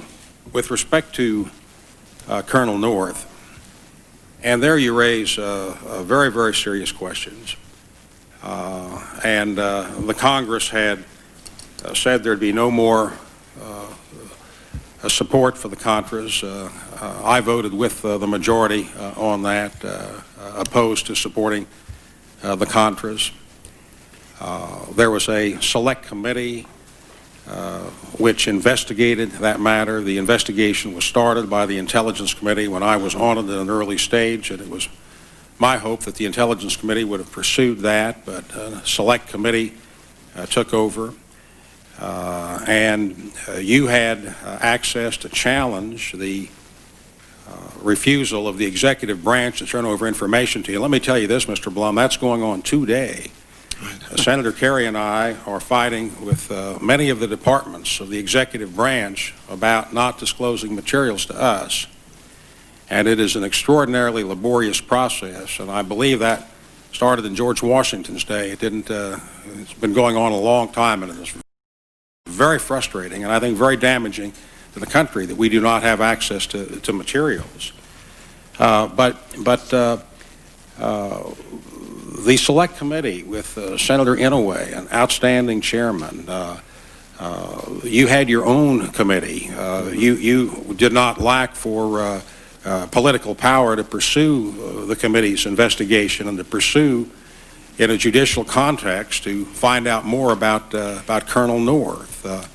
Why wasn't it done? Is there really something there that should have been done that wasn't done? We did try to do it, but the committee was for a one-term,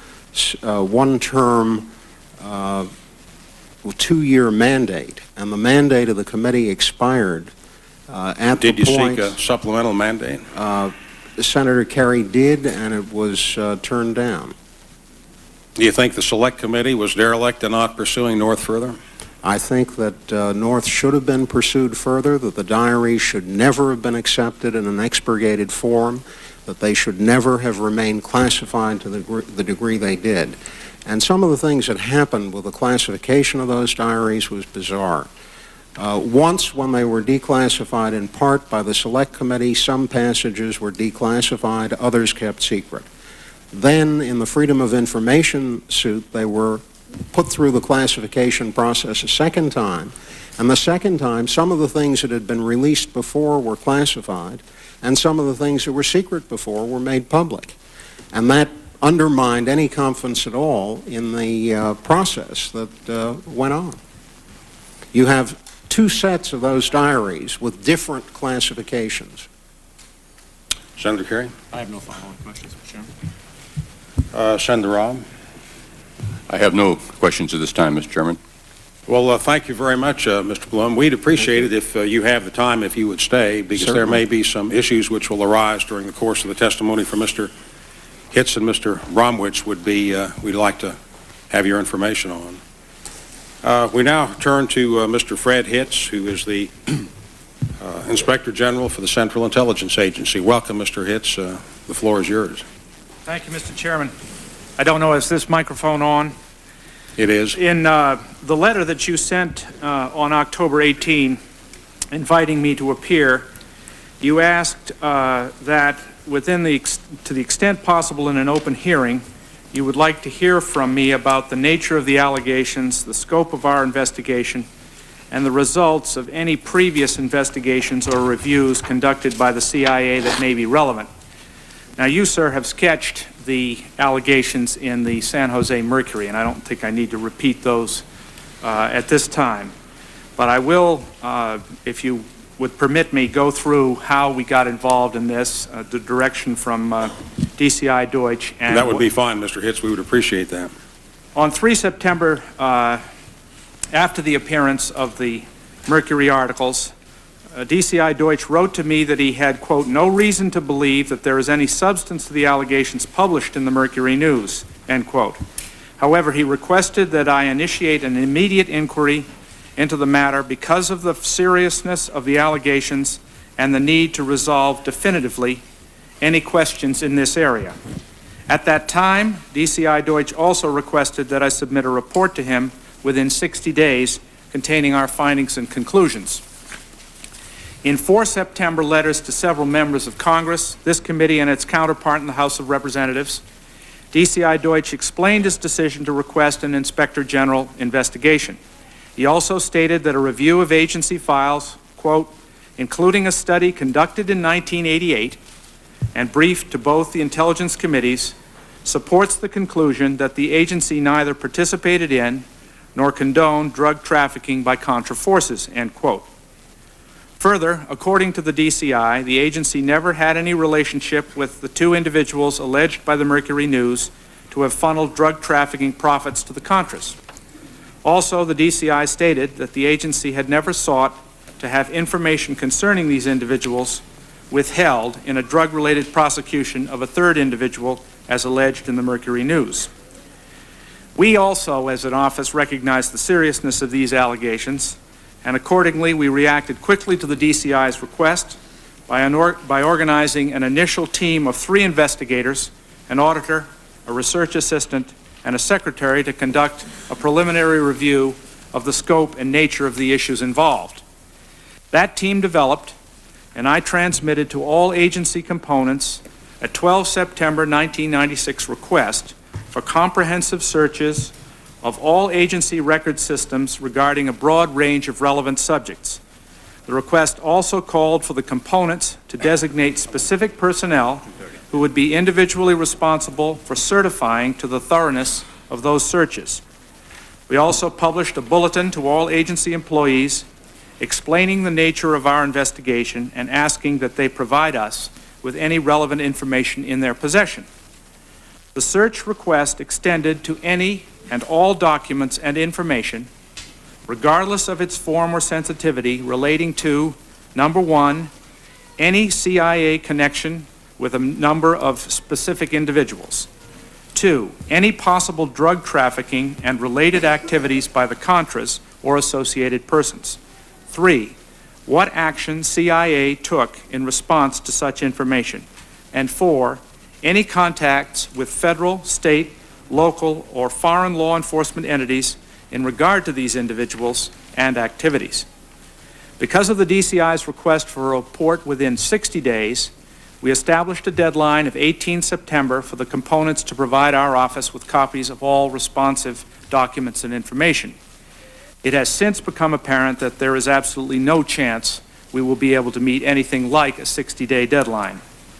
The size of the information base that must be thoroughly reviewed by the agency components in order to respond to our documents, to our request is enormous.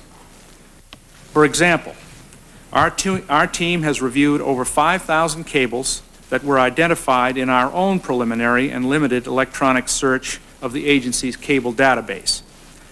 We have just received our first several hundred documents from the Directorate of Operations in response to our request, and have been advised that 5,000 to 10,000 electronic records are in the final stages of review for relevance to our tasking, while over 350 boxes of files have been recalled from agency archives and must be manually searched for responsive records. Additional searches are underway in the Directorates of Administration and Intelligence, the Offices of Congressional Affairs, and the General Counsel, which have provided only very limited responses so far. We have been told that a search of the same records base in the 1980s, at the request of the Iran-Contra Independent Counsel, took 2 years and the efforts of 50 to 60 agency personnel. We are not saying that our investigation will take 2 years. We're stating merely that we have a lot of ground to cover. Mr. Hitz, what are you saying as to how long it will take? I understand, Mr. Chairman, that you're going to seek a precise answer to that question. No, I already have. I can't give you one. But let me just sketch a bit what we're about, and perhaps we can return to that. While we are attempting to tailor our request as much as possible, the bulk of the information that is responsive to our request will not even be received by my office for at least 2 weeks. Thus, we remain in the preliminary stages of our investigation. Soon we will face the requirement to review, catalog, and digest substantial amounts of information in order to move into the interviewing phase. In anticipation of this requirement, we have assigned 3 additional investigators, an independent contractor, and another research assistant to our team. Another auditor and 2 inspectors will be joining the team shortly as well. Well, how many people do you have in total then working on it? We're going to have 6 plus 3 plus 2, so 11 at this time. Is that enough? I'm not sure, sir. I'm not sure. I think we always have the problem, and you've been through these investigations yourself, too many cooks spoil the broth if you haven't got something for them to do initially.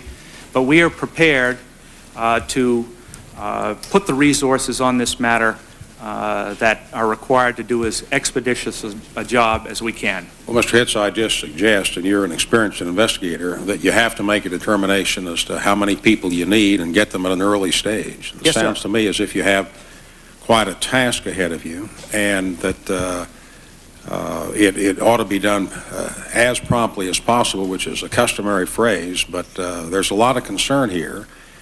And there's a question about our deferring to you and to the Justice Department IG. And if we're to do that, we have to have some pretty precise idea as to when it's going to be completed and the resources available to it. I appreciate your concern, Mr. Chairman, and I'm going to try to refine, if I can, our time frame, but I can assure you that we will devote whatever resources can profitably be expended on this matter. Okay. And I'm also happy to report that we've had preliminary discussions and are looking forward to working closely with Mike Bromwich, the Justice Department Inspector General, who's here, and his staff, since it's obvious that there will be several areas where our investigative interests and jurisdiction will overlap and complement each other. While we do not have much substantive insight at this point, I can describe what we have learned from the limited documentation provided to us thus far regarding the agency's position when similar questions were raised in the late 1980s. We are not vouching for the accuracy of these statements at this point, but are describing for the committee their contents. According to these records, in early 1987, the State Department requested that the agency review all available information relating to the possible involvement of the Contras in drug trafficking. The 21 January 1987 paper that resulted was described as coordinated throughout the intelligence community and with DEA, the Drug Enforcement Administration. It began, and I'm quoting from that paper, "Review of information available to the intelligence community gives no indication that anti-Sandinista groups that have received or now are receiving support from the U.S. government have engaged in drug trafficking to fund their operations. Some allegations of Contra involvement in drug trafficking have surfaced over the past few years. DEA and FBI officials, along with intelligence community leaders, however, say no credible information exists to support such allegations. That's from the paper. The paper went on to discuss allegations. Mr. Hicks, you say in early 87, and then the paper was produced 21 January 87. That's pretty early as well. I mean, when was the request made? How much time did it take them to produce this report? I'm not sure. Do we know?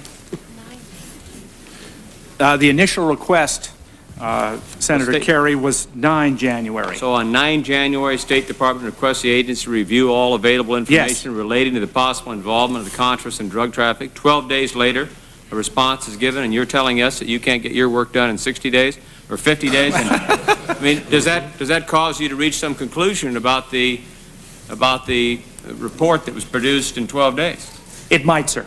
We're going to have to determine what documents they reviewed, and I take your point. The paper went on to discuss allegations regarding certain individuals that had been received and acted upon by the agency. Just over a year later, on 28 March 1988, then Deputy DCI Robert Gates sent a memorandum to the agency's deputy directors for intelligence and for operations asking for a briefing concerning, quote, Contra involvement in narcotics-related activities to include any pilots involved in the resupply effort who may have had past or current ties to narcotics-related activities, end quote. He indicated in this memorandum that he wanted to be, quote, fully informed on the facts because so many questions and allegations were being raised about these subjects. The memorandum also suggested that, quote, there may be some merit in setting all of this down on paper for the record, perhaps to be provided to both the President's Intelligence Oversight Board and to the oversight committees of the Congress, end quote. According to the memorandum, the briefing was to include specifics and comprehensiveness. This request appears to have produced at least 2 written responses. One is an undated and unsigned paper entitled, quote, Allegations of Resistance Activities in Narcotics Trafficking, end quote. It begins by stating, and I'm quoting from the paper, all allegations implying that the CIA condoned, abetted, or participated in narcotics trafficking are absolutely false. The agency constantly checks for any evidence of drug smuggling by Nicaraguan resistance members, and any person or entity found to be involved in such activity must be separated from the resistance. In addition, the agency has consistently informed the Congressional Oversight Committees of any resistance drug activities in briefings and in written responses. The paper then goes on, that's the end of my quote from the paper. The paper then goes on to describe a variety of allegations as to specific individuals and how the agency responded to each. The second apparent response is a 31 March 1988 memorandum to DDCI Gates entitled, quote, Pilots, airplanes, and shipping companies used in the resupply efforts that may have had past or current ties to narcotics-related activities, end quote. This memorandum was prepared by the Central America Task Force, which was responsible for managing the agency's program in support of the Contras. It begins as follows, and I'm quoting again from the memorandum.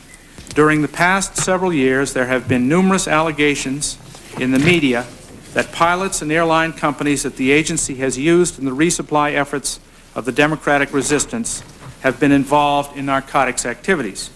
To our knowledge, no pilot or crew members have engaged in illegal narcotics activities while working for the agency.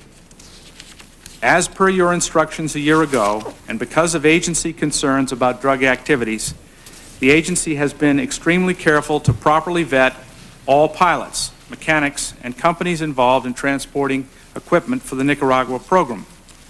The agency runs internal traces on these individuals and companies, and in addition, routinely queries DEA, FBI, and Customs, and in some cases, such as shipping companies, the U.S. Coast Guard. If no derogatory information is found, A conditional approval is submitted if some derogatory information is found or alleged, but the various agencies do not believe it would be a problem for the U.S. government to have a contract with the individual or company. A special approval is required, which is signed by the chief of the division. That's the end of my quote from that memorandum. This memorandum then discusses allegations regarding specific pilots and organizations and how they were handled by the agency. While we are not yet in a position to vouch for these conclusions, we'll have to look at all the documentation that underlay them. These documents illustrate the agency's view of the matter in 1987 and in 1988. Other studies may have been conducted by the agency in the 80s.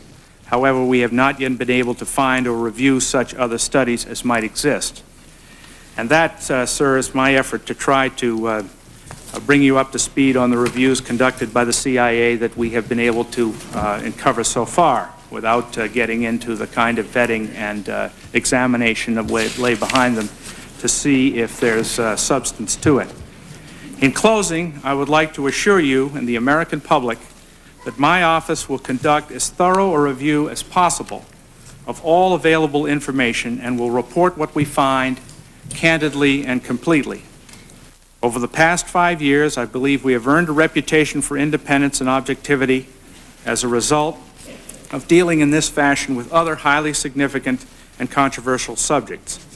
These have included the Aldrich Ames investigation, human rights abuses in Guatemala, the Paris Compromise, the BNL scandal, and many others that are not as well known outside our venue. In many ways, and I want to underscore this, Mr. Chairman and Senator Kerry, Senator Robb, in many ways, the recent allegations of CIA involvement in narcotics trafficking are the most controversial, politically charged, and potentially damaging of any that we've looked at. While some may choose not to believe findings that do not correspond to their preconceptions, we will present the unvarnished truth as we find it, and will do so to the best of our abilities. We welcome the support of the oversight committees and believe it will be essential to the credibility of our findings, and I thank you for your attention. Thank you very much, Mr. Hitz. Before turning to Mr. Bromwich, could you give us an estimate, a guesstimate, a ballpark figure as to how long it's going to take you? Well, I tried to sketch, Mr. Chairman, the enormity of the document review that we're going to have to undertake. I believe... And I think you've done that fairly well. Now we'd like to know how long it's going to take. I would not like to give you a specific date, sir. I think it would just be premature at this time. But I give you my solemn assurance that we will expend the resources on it, and this committee, I know, will verify that that is the case, to move on this as thoroughly and as quickly as we can. It's our top priority. Dr. Deutsch has made it clear that it's his top priority as well. Mr. Hitz, I think we need more than that.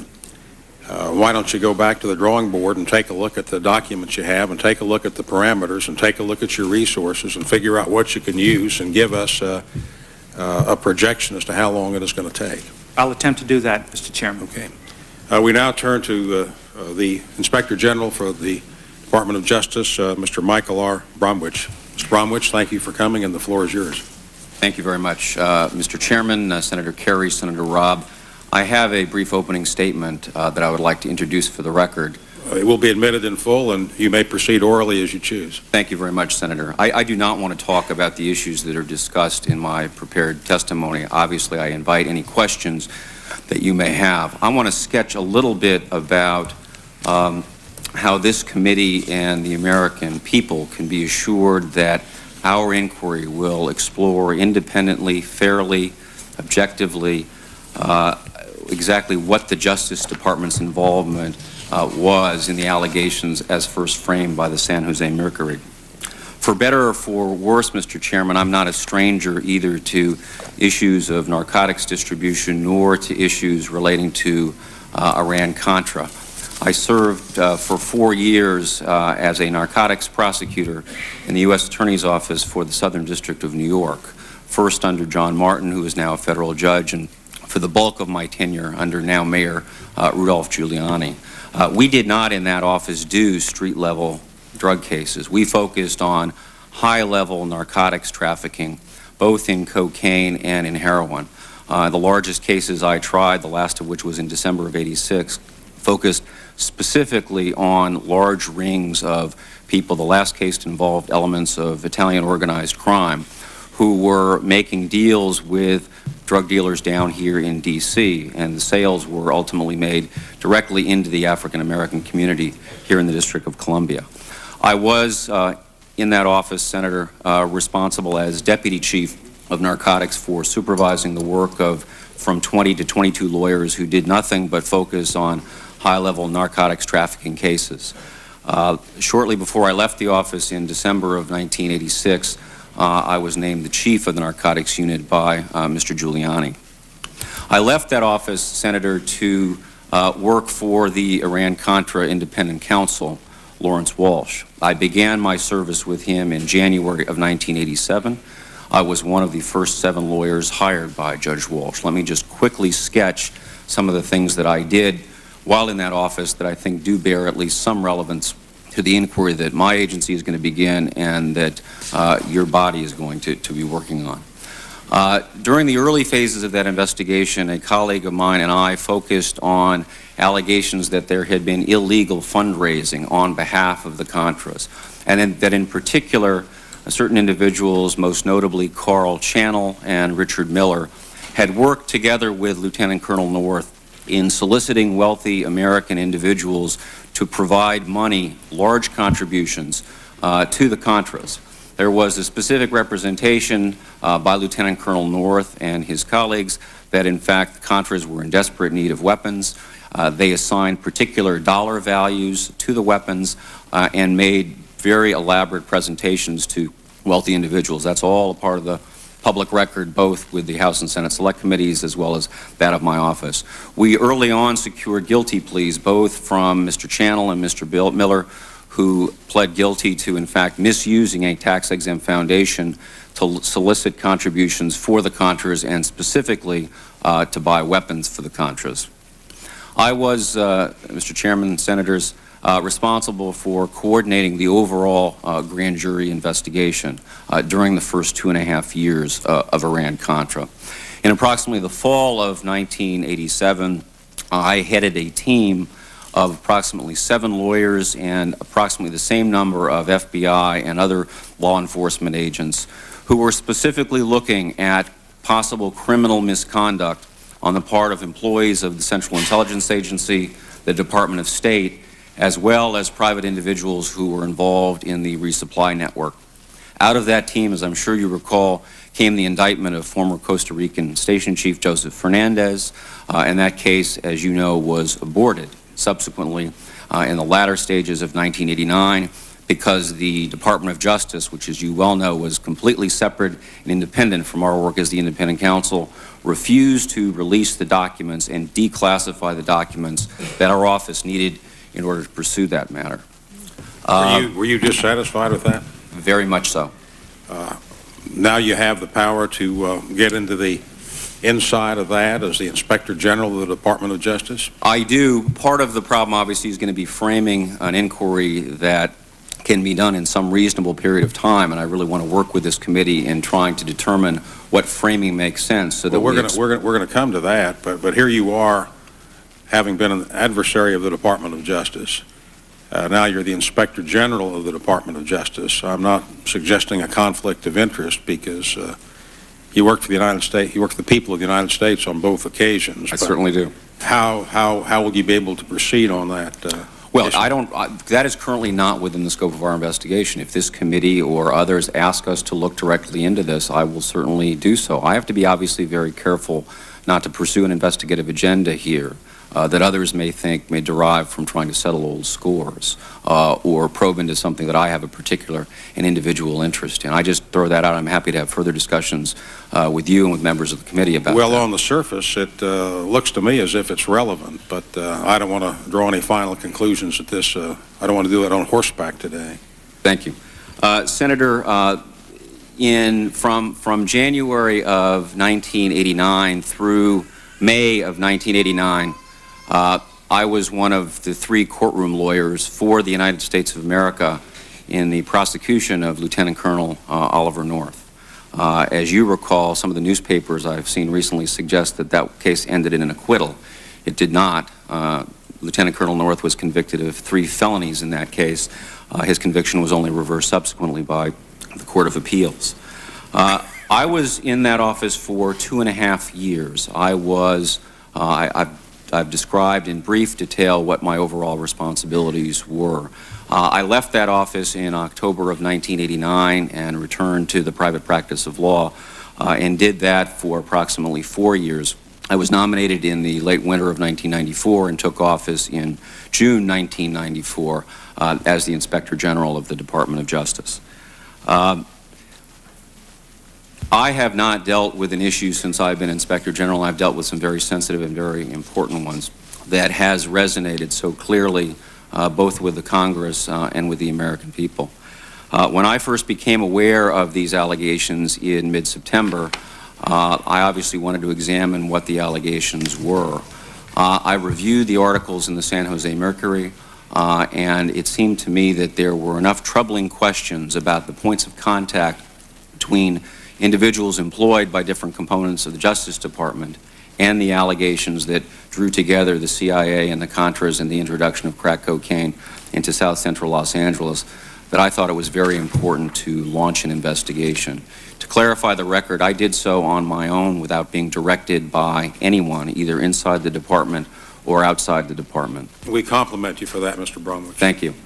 Since that time, I have spent time, because I think it's important, dealing with the representatives of people in the affected communities to try to assure them that, given my background and the reputation that my office has, that we will do our very best to try to get to the bottom of this and to explore fully what the involvement, if any, of Department of Justice employees was with these allegations. Indeed, the very day that I decided to open the investigation, I met with Congresswoman Waters, who's here today. I subsequently met with her again. She facilitated an introduction to me to Gary Webb, the author of the San Jose Mercury articles, and I have talked with Mr. Webb on subsequent occasions.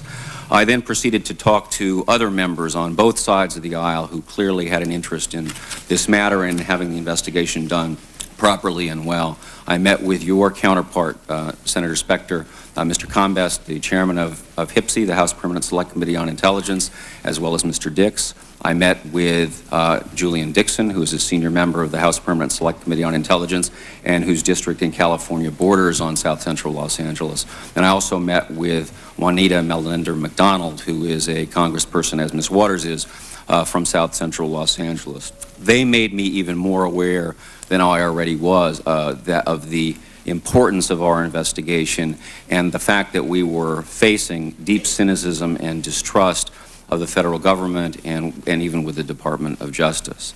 I just returned last night, Senators, from what for me was an extraordinary trip to South Central Los Angeles. I was invited to do so by Congresswoman Melinda McDonald to meet with some community leaders so that they would have a chance to meet firsthand with the person who is going to be conducting one of the investigations that touches on these issues.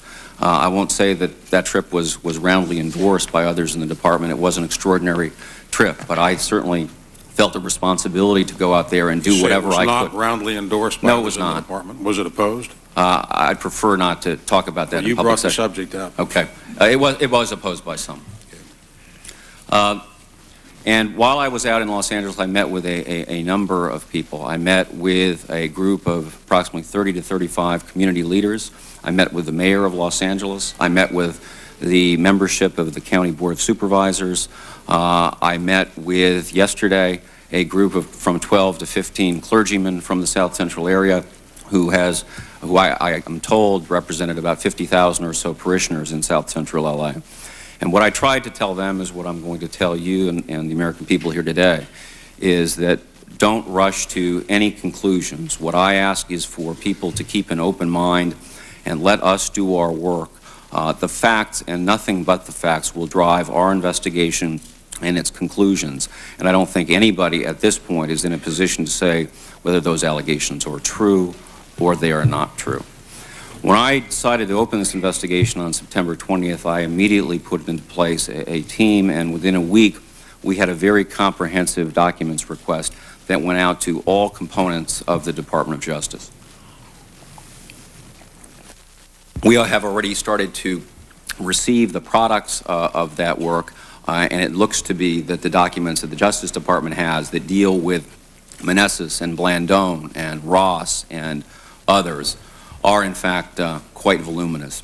Right now we have a team of 9 or 10 that are assigned to the matter, and I will preempt your question and tell you that that, in my judgment, will not be enough. And I'm in the process of trying to get additional resources to supplement my team. That really is all I want to say at this point, Senator. I take this investigation and the responsibilities that it imposes on me and my office very seriously. I will only mention that I think the work that we have done in my office since I took office should establish that we are capable of calling the tough ones toughly, and as we see them. We did, I think, the definitive review of allegations relating to the Good Old Boy Roundup, around which there were serious allegations of racial misconduct and other kinds of misconduct in a law enforcement-related gathering in southeastern Tennessee from 1980 to 1995. We told the whole story there and laid out that, in fact, some of the worst of the racial allegations were, in fact, true. We recently completed a review that was a Department of Treasury matter, wasn't it? Alcohol, tobacco, and firearms? Well, there were more Treasury Department employees who attended than Justice Department, but early on we had information that there were a number of Justice Department employees attended as well, and I thought it was my responsibility to explore that, even though it wasn't given my publicity. How did the Treasury Department do on that investigation? I think their investigation was a less complete one than ours. That's why I refer to ours as, I think, the definitive They still study. haven't admitted to any failings in the Ruby Ridge matter. I don't know if they ever will. Right up to the Secretary of the Treasury. Is that a question for me? No, it's a statement. My question was how they did on your investigation. I just wanted to see on one that you ran side by side with them.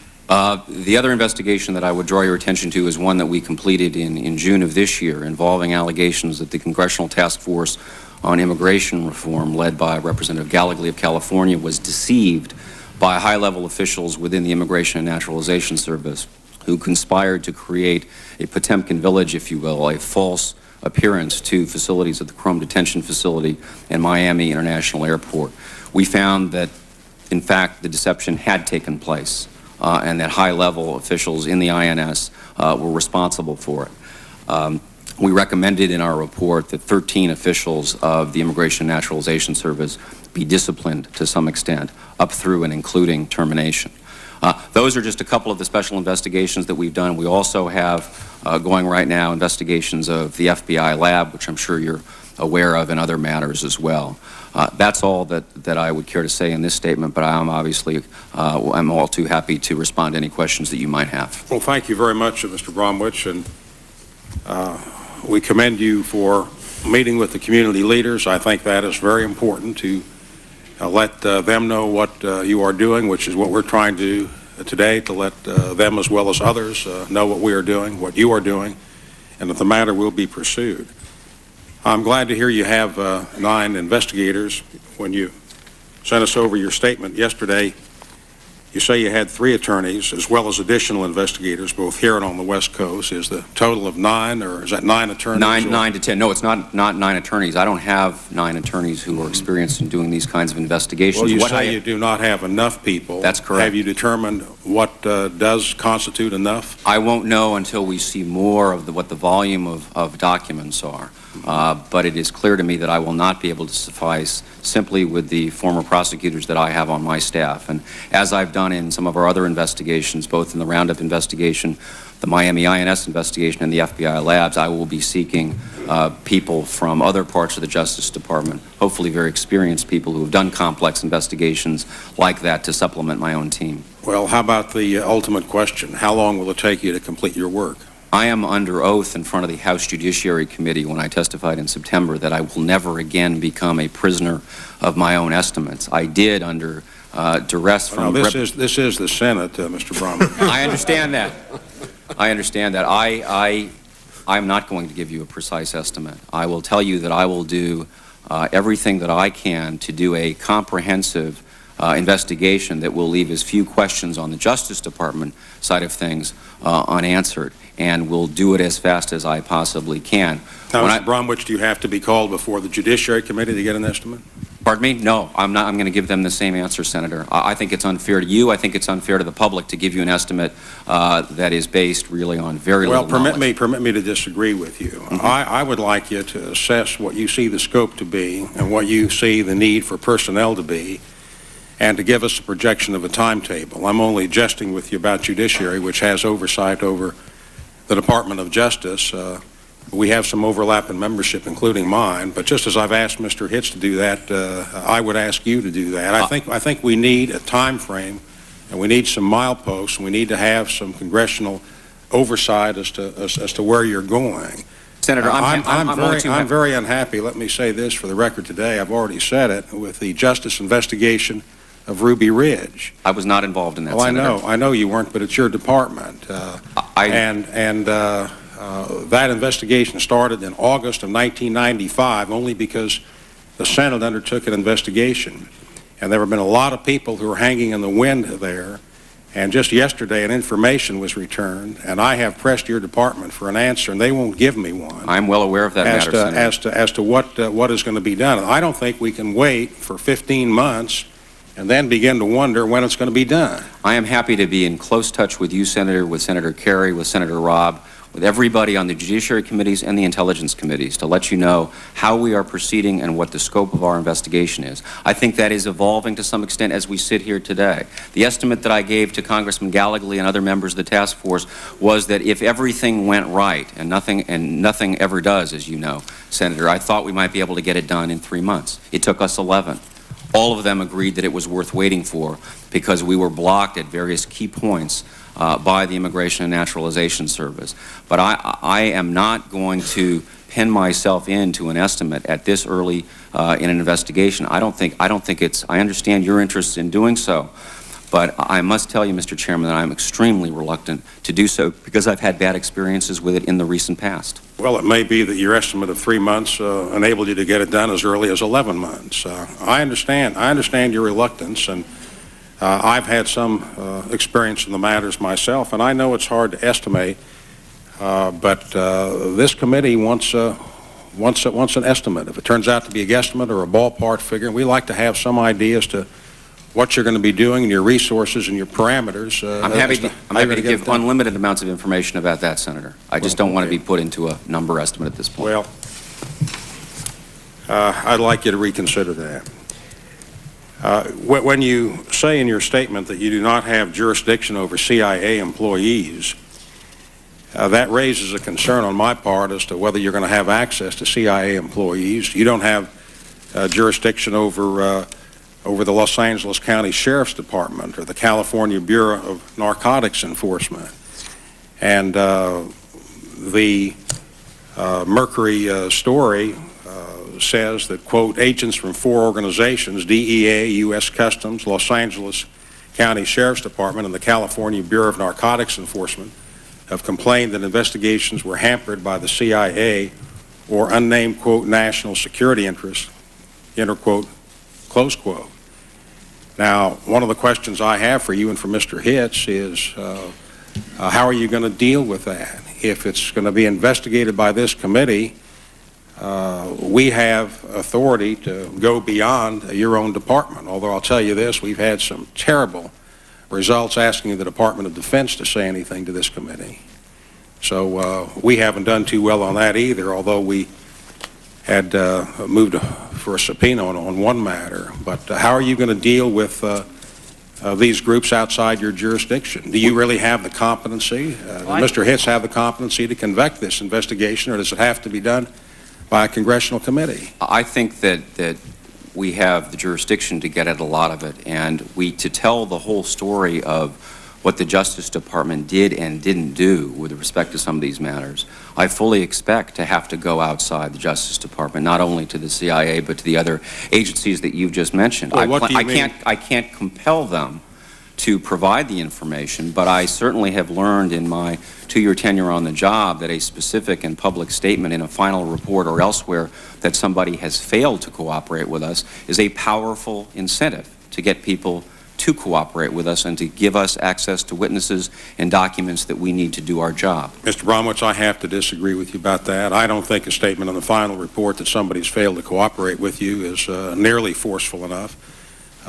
You do not have subpoena power. We have administrative subpoena power. We do not have within your department. No, we have administrative subpoena power more broadly than that, Senator. Well, can you use that administrative subpoena power to go after the California Bureau of Narcotics Enforcement if they won't comply? If they will not voluntarily comply, I'm fully prepared to use the administrative subpoena. Do you have the authority on your own to issue those subpoenas? Yes, I do.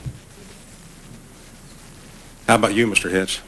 I don't have subpoena authority, Mr. Chairman, and I share the same concern that you do, that when our investigation bumps up into other agencies, we're going to count on getting their full cooperation. You'll recall, Senator Specter, you were the father, one of the fathers of the Inspector General provision. I was the grandfather, Charles Battaglia, the staff director. Was well, the parentage will still hold up. The point being that you have directed us in that statute to come back to this committee when we find that the lack of subpoena power or the lack of cooperation with any other entity makes it impossible to do our job, and we will do that. But I think that between Mr. Bromwich and myself, we can cover an awful lot of ground, and I think we'll just have to keep this committee informed as to bumps in the road if we encounter them.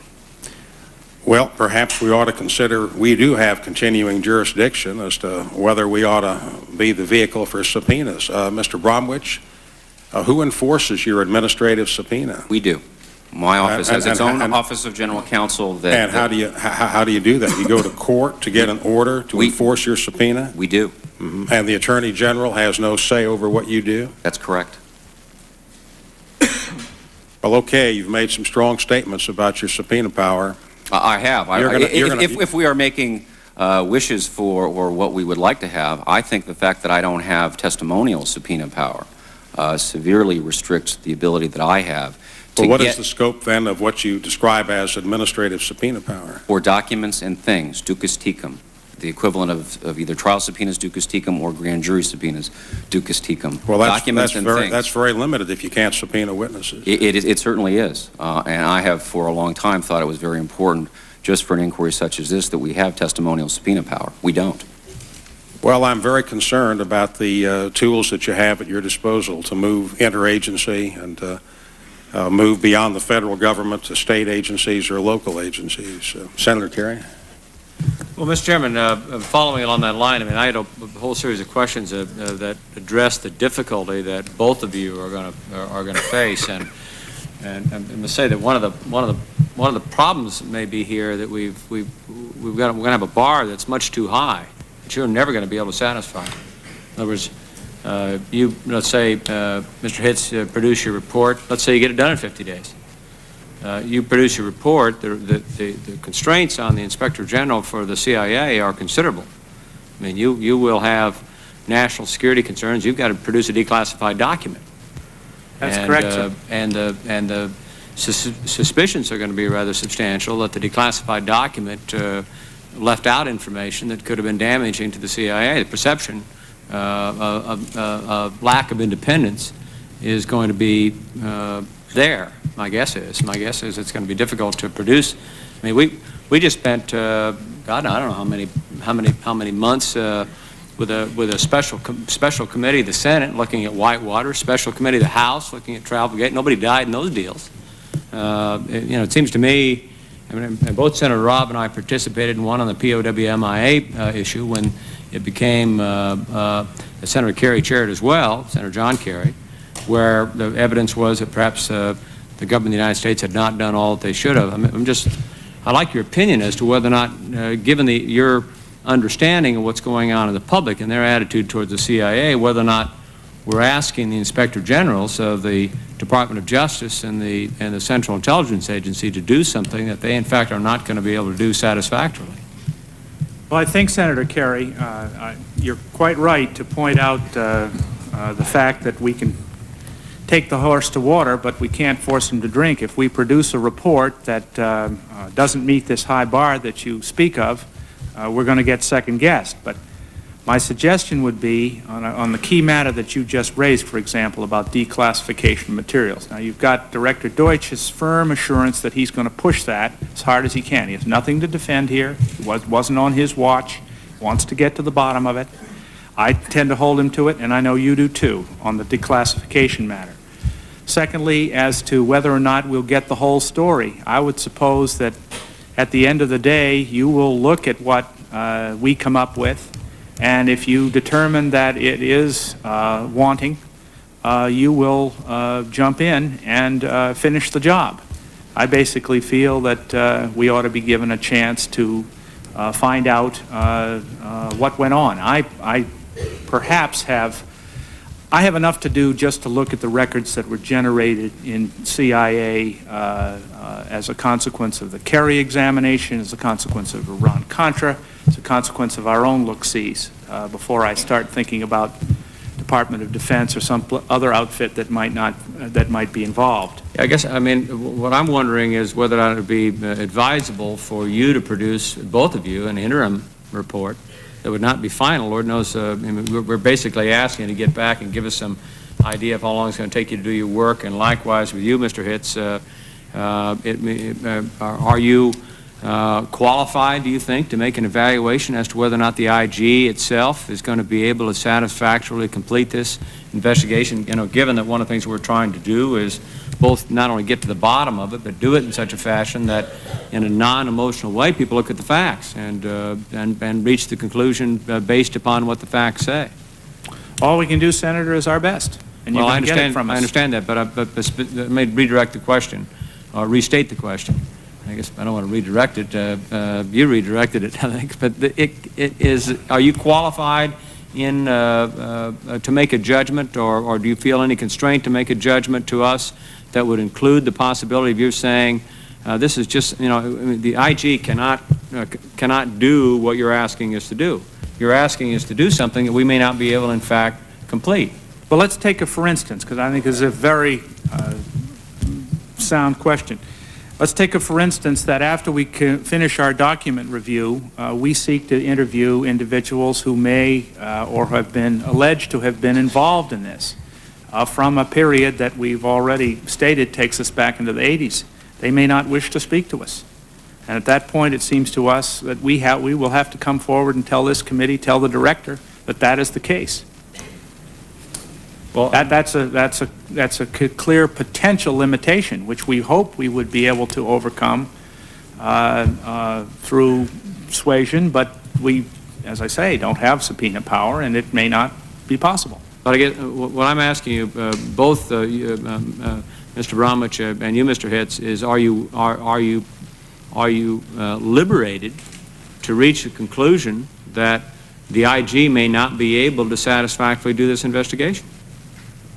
And whether it's because of personnel or because of other restrictions that may be upon you. And you know what yours are. I mean, the chairman and I have been struggling to try to get documents declassified so we could get them out public and to put it mildly, but not a very satisfactory process. And it leaves hanging out there questions. Instead of answering questions, it ends up provoking more. And I mean, very direct again, would be very much grateful for a yes or no answer. Do you feel like in your arsenal of words that you have the word no, I can't do this? This is you've asked me to do something, Mr. Director, and let me just get right back to you, Mr. Director Deutsch, and say I just went up and appeared before the Senate Select Committee on Intelligence and listened to what Chairman Specter was asking me and the questions that he asked and the answers that I'm given, and I'm telling you, I don't think we can do this. I think this is going to lead to the production of a report that may provoke more questions than it answers. Yes or no? Do you feel liberated to be able to say we've taken a look at this thing and we can't do it? We should not. This is not something. Perhaps the IG can be supportive of another evaluation, another investigation, but we should understand what's going on here. The public's going to say it's the IG report that we're looking at. Whatever the IG report, you are doing the investigation of this entire matter. Both of you are. And I look to you again for an answer directly. Are you prepared, if you reach the conclusion, if either one of you, and I appreciate an answer from both of you, if you reach the conclusion that this effort is outside the scope of what the IG can do, are you prepared to say to your bosses that a different process needs to be set in place? Let me answer that, Senator Kerry. I want to remind you that no question was put to me, no direction was given to me. It was my decision independently to examine these allegations, and I only did so at the time because I believed we could do a credible job, credible, comprehensive, and independent job of examining these allegations. Now, the scope of this investigation obviously is changing. I'm a little worried that it's going to become an amoeba, and it's going to take entirely too much time, that it's not fair to ask this committee or the people to wait. But I will tell you. An amoeba or an octopus? Either, Senator. Either. Well, I mean, I was confident and am confident that, at least on the Justice Department side, we will be able to explore many, if not all, of the questions that have been raised with respect to the allegations as first framed by the Mercury. Mr. Roberts, you have independently reached the conclusion that an IG evaluation of this is necessary. Yes, sir. Are you prepared, if you reach the conclusion that an IG evaluation of this would be insufficient, are you prepared then to say to the Attorney General of the United States of America that we have a situation here where the IG is not going to be able to do this work? And likewise to you, Mr. Hitz, if you reach the conclusion that this work is going to fall outside the scope of the IG's office, are you prepared to say to Director Deutsch, Mr. Director, I can't do this work? Yes, I'm prepared to do so, and I would obviously tell this committee that at the same time. I'm prepared to do so as well. Thank you. Thank you, Senator Kerry. Senator Robb. Thank you, Mr. Chairman. The central questions that concerned me earlier have been answered, but let me ask just one question that might refine it in terms of how we proceed from this point forward. Are you confident in proceeding with the tools that are available to you at the moment, which include the lack of subpoena power in the CIA context and the lack of anything but administrative or subpoena power for the Justice Department, that if you proceeded and ran into obstacles that you could not overcome, that by proceeding now without requesting additional tools at the outset, that you would prejudice any result or activities that might be required to be taken down the line? In other words, do you incur any risk by proceeding with the tools that are now at your disposal? I have some measure of confidence in the tools that I have at my disposal, and I'm certainly prepared to recognize limits on them. I believe that given the assessment that I have now, the tools that we do have versus the risks of going forward, and when I ultimately may conclude that we can't go far enough, I think the risk is relatively small, and I think the public interest is in permitting me and Mr. Hitz separately to go forward. Mr. Hitz? I think, Senator Robb, that I can get the tools that I need to do it, and I can assure this committee and assure you personally that if I don't, you will know about it. And I don't think the point that you raised by not being able to foretell all that we'll need at the present time is prejudicial as far as I can see. I mean, we have, for example, we can't reach former employees. The classification power belongs to the Director of Central Intelligence, not to us, but with respect to that, Director Deutsch has made it clear that he wants to declassify this. He wants a public record on this as much as he can, and we're going to hold him to it. And you'll know if he will be the first to tell you if he's got a problem. Thank you. Mr. Chairman, I would suggest that perhaps, and this is consistent with your request for a finite or specific timeline, that some regular interim reports about progress to the committee, not as extensive as a full interim report by any means, but simply an indication of progress and the availability or lack of availability of necessary tools or resources to continue the project in accordance with the timeline that has been generally agreed to, i.e. is to proceed as rapidly as possible to come to a factual conclusion, would be appropriate. I have no further questions. Thank you very much, Senator Robb. I think we do have to maintain continuing oversight as to what is going on here.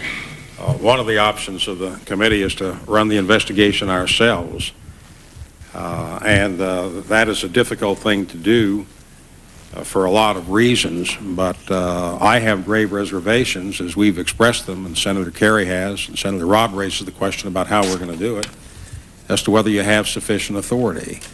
And the brutal fact of life is that even when Congress, when committees ask the executive branch to disclose materials, it is very, very difficult, somewhere between very, very difficult to impossible to get them disclosed in a timely manner. And Mr. Bloom has testified about that, and I could tell you war stories about it which support it. And we have a matter here which is very, very important and a lot of public concern and justified public concern, and it is a part of the overall skepticism about what goes on in government. In this room we had last year the hearings of the militia, brought the militia in to find out what was troubling America to lead to the growth of millions of people in the militias.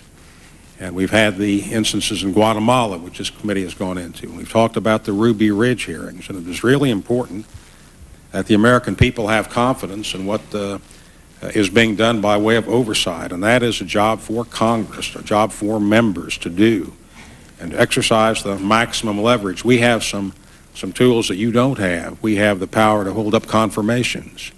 We also have the power to hold up appropriations.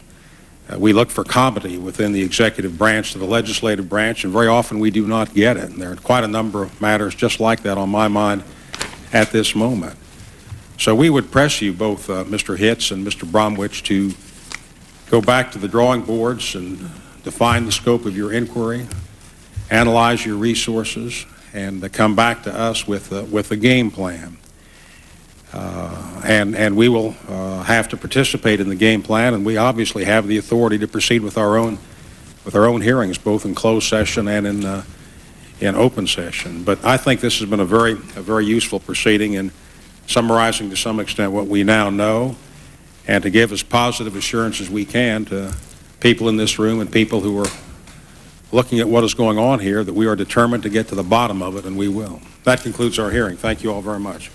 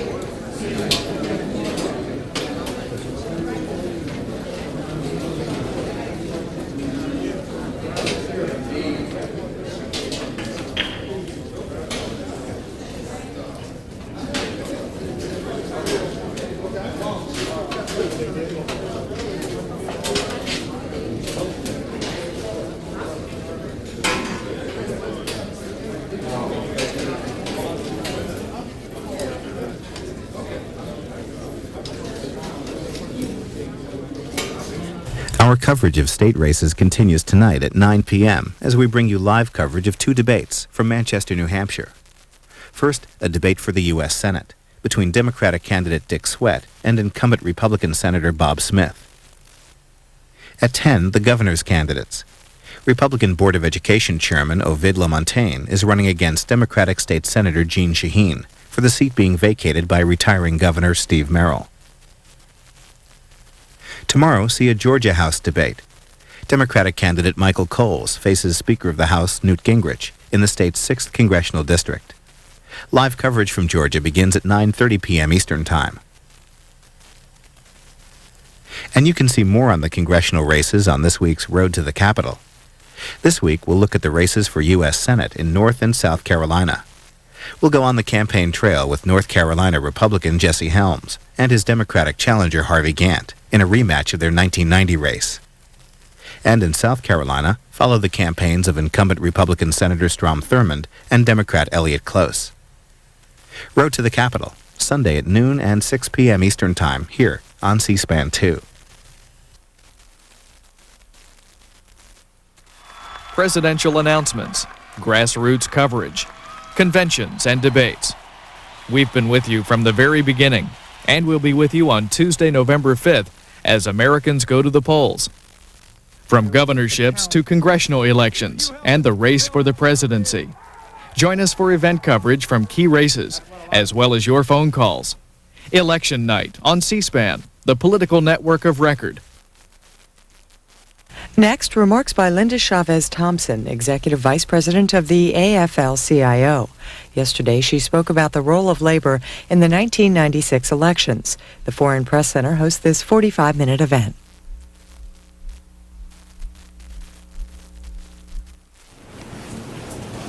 Welcome to the Washington Foreign Press Center. My name's Jake Gillespie. I'm the director of the USIA's Foreign Press Centers. Today, in a fascinating continuation, I think, of our series of briefings on Campaign 96, we are very pleased to have the ranking woman official of the AFL-CIO, Linda Chavez-Thompson. You have the biographies. I will not go into detail. They are extensive and remarkable and an impressive accomplishment, series of accomplishments. This year, for the first time in the past 2 or 3 elections, the AFL-CIO has decided to play a really major participatory role. A number of our briefers have commented on this. We're very fortunate today to hear directly from a senior representative of the Federation about that contribution and why. Ms. Chavez-Thompson, welcome. Thank you very much. Welcome to the Foreign Press Center. Thank you very much, Jake. I appreciate being here, and I do want to thank you and David Hunter for the invitation to be with you today. And I will take questions and answers. I would like, however, to make a few remarks and open with a few remarks about what the AFL-CIO is doing and some of the perspective that we have in regards to this election. David suggested that I start out with a few of those observations as to what the AFL-CIO is doing this election year. And I'll be honest with you, it's been an exciting time in the labor movement since there was new leadership elected October 25th of 1995. John Sweeney, the President, Secretary Treasurer Richard Trumka, and I have, of course, been traveling all over the country, and it's been absolutely exciting to see the new energy, and we hope to see a lot of active people, have been active people working on this election. First, in all honesty, we feel that there has never been more at stake for America's working families than in this election year of 1996, because they are feeling pressured as never before, and they are feeling as under attack as never before. Most working people in this country have seen their incomes decline, especially over the last 2 decades, and they need government on their side. But this Congress, led by Bob Dole and Newt Gingrich, is the worst that working families have ever had, and we're talking in the last 20 years. They had the chance to make life easier for working families, but they did the exact opposite. From the day they got control of Capitol Hill, they tried to make things better for the rich at our expense. And in this country, we have 2 societies, the rich and everyone else. They aimed to give tax breaks to corporations and the wealthy while savaging our Medicare, our student loans, pensions, worker, and consumer protection. We compared that to the record of President Clinton, who increased the minimum wage, passed the family and medical leave, created new jobs, and invested in America's future. And that's why the labor movement decided very early on that we were going to fight back against the Gingrich-Dole Congress. We have been fighting hard, and of course, in just recent months, I think all of you have seen the attacks that organized labor has suffered across this country. But We feel that that's okay, and the reason for that is because we actually got to set the national agenda on what the issues were for working families. And so we figured that we were going to be attacked. But we feel that we are winning. We believe that working families and their unions have re-emerged as a national political force in the United States. This year, we built a base of 100 activists in each of the 435 congressional districts in the country. And we're building even greater efforts in more than 100 of those congressional districts. We're providing education and information on the issues that affect working families, and we're judging candidates on whether they support the issues that we're fighting for. Fair rewards for work, true equality for all Americans, regardless of their gender or color, regardless of their sexual orientation or the land where they were born, support for education, Medicare, Medicaid, worker health and safety, and environmental protection, and an end to the giant tax giveaways to big business. That's where the American labor movement stands. Third, let me stress one important fact about our politics. It isn't about Republicans or Democrats or independents or libertarians. It is about issues that mean a better life for working families around the nation. And it's about building a broader movement for active workers. The fourth point that we in the AFL-CIO have is that we've never had a better chance to make a difference. We believe that we are going to be a big difference in this election. In 1994, 29 congressional races were decided by fewer than 5,000 votes. And these were in districts where 20,000 to 80,000 union members live. We can have a major impact on key races, just like we already did in the Ron Wyden race for senator in Oregon, and we can change the focus of the national debate for years to come. The fifth point is that this is exactly what we've been asked to do by our union members. The mandate from them is as clear as it can be. Time and time again, in town meetings and in polls, they've told us that they want us to inform them and involve them in political and legislative action. By a 6-to-1 margin, they support our campaign to educate and mobilize them around important issues. They don't want to be told how to vote, but they do want information on the issues and on the candidates' records so that they can help make the right decisions on November the 5th. My last point is that our political action in 1996 is part of a larger vision of the labor movement. It's what all of our work, political, organizing, everything is all about. We definitely have decided that as an American labor movement, as a reinvigorated labor movement in the last 1 year of our administration, that we definitely want to turn this society of ours around. We fully intend to reclaim America for America's working families. We want to build a community that values its working women and men, and especially the unions that represent them. And we want to create a land where justice is done. The American labor movement has taken on the challenge of making sure that America's workers are heard in this election and for the years to come. I will be glad to answer any questions that any of you may have. As we go to questions, please remember to state your name and the organization you represent first, please. Solidarité, France. I would like to find out if you would be willing to go as far as the labor movement has gone in France because of the fact that the government has been slashing social program and things of that sort. Meaning, if you do not get what you want with the next president, the next Congress, will the union be willing to go and have massive strikes, as we have seen in France? I don't think that's on our agenda at this moment, but what we want to begin to do is that for many years, our union members were disheartened. They felt that the labor movement was a paper tiger. In the last year that we've been in office, we have put together so many programs where people are coming back to the union halls, they are volunteering. There actually is beginning to be a movement of activity. We have said to the people that we have helped in this area, all the candidates, that we expect them to be there for us on our issues. And if they are not, we will look to the 1998 elections to take care of those who don't go with our agenda, and in the year 2000, and we need to put ourselves back on our feet again politically and take on the issues for workers.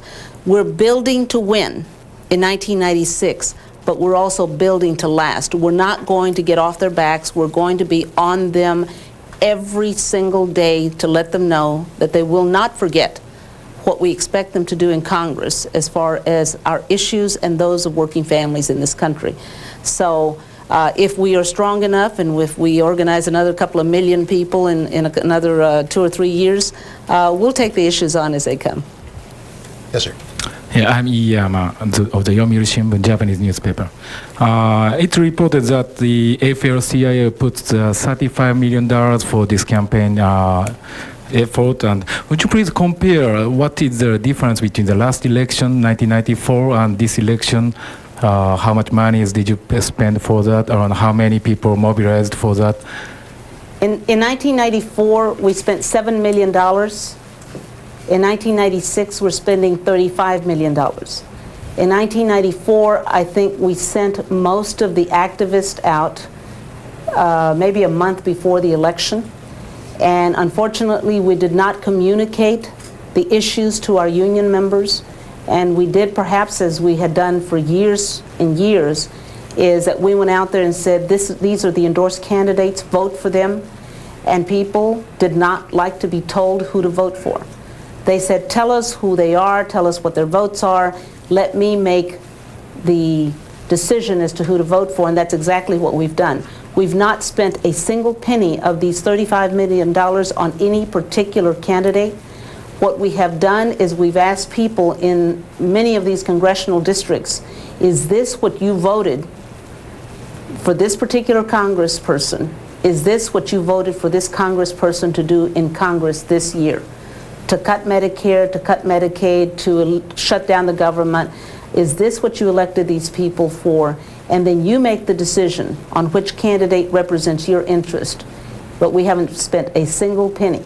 Now they're attacking us and they're talking about our $35 million. 7-1, the AFL-CIO is outspent by big business, corporations, the big multinational corporations especially, who like the status quo, who don't want to have to answer to the workers, who don't want to have to answer to the communities that they live in. And we're saying that we're pointing a finger to corporate America, and we're going to show the truth about the people who voted for these tax giveaways and for corporate welfare. And we fully intended to do that, and that's the message we've gotten. By, as I said before, by a 6-to-1 margin, our members said, tell us what the issues are, tell us how people voted, let us make the decisions as to who to vote for. Just one point. What do you think the effort of the Chamber of Commerce? Do they put up their effort much more than the 94 election?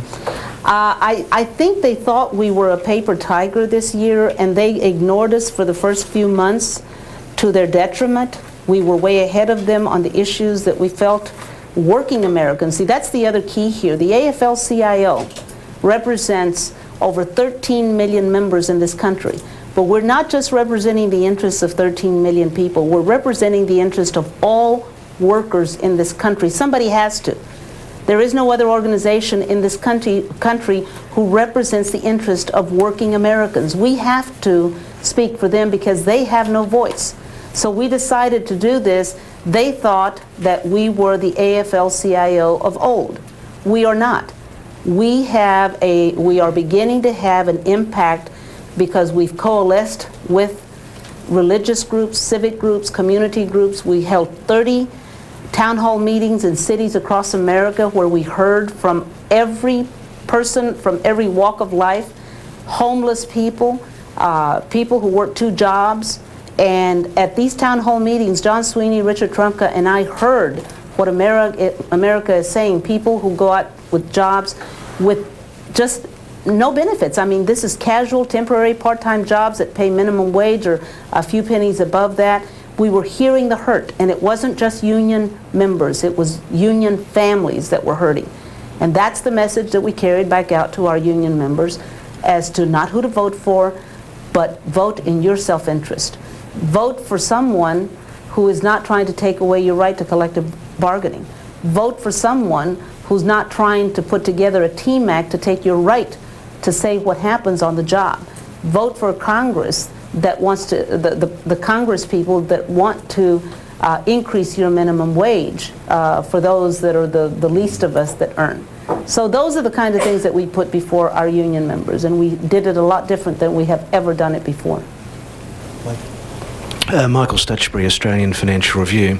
As with the previous question, you're spending a lot of money on the congressional races, and presumably you're getting some feedback about how the races are stacking up. I was wondering if you can give us a readout, as it were, of how you think, particularly for the House of Representatives, the race is going, and what chance the Democrats have of getting a majority in the Congress. I think we're running almost a dead heat for the Congress. I think just in recent days, you've seen more of Speaker Gingrich, who I think is running a little scared in as far as losing the Congress. I think he was overheard to have said that if he lost the Congress, he would resign. Now he says that he's not going to resign, that he never said that. We all cheered when we heard that. But that's okay. Even if we take the Congress, I think for us, it would be nice to see him give the gavel back.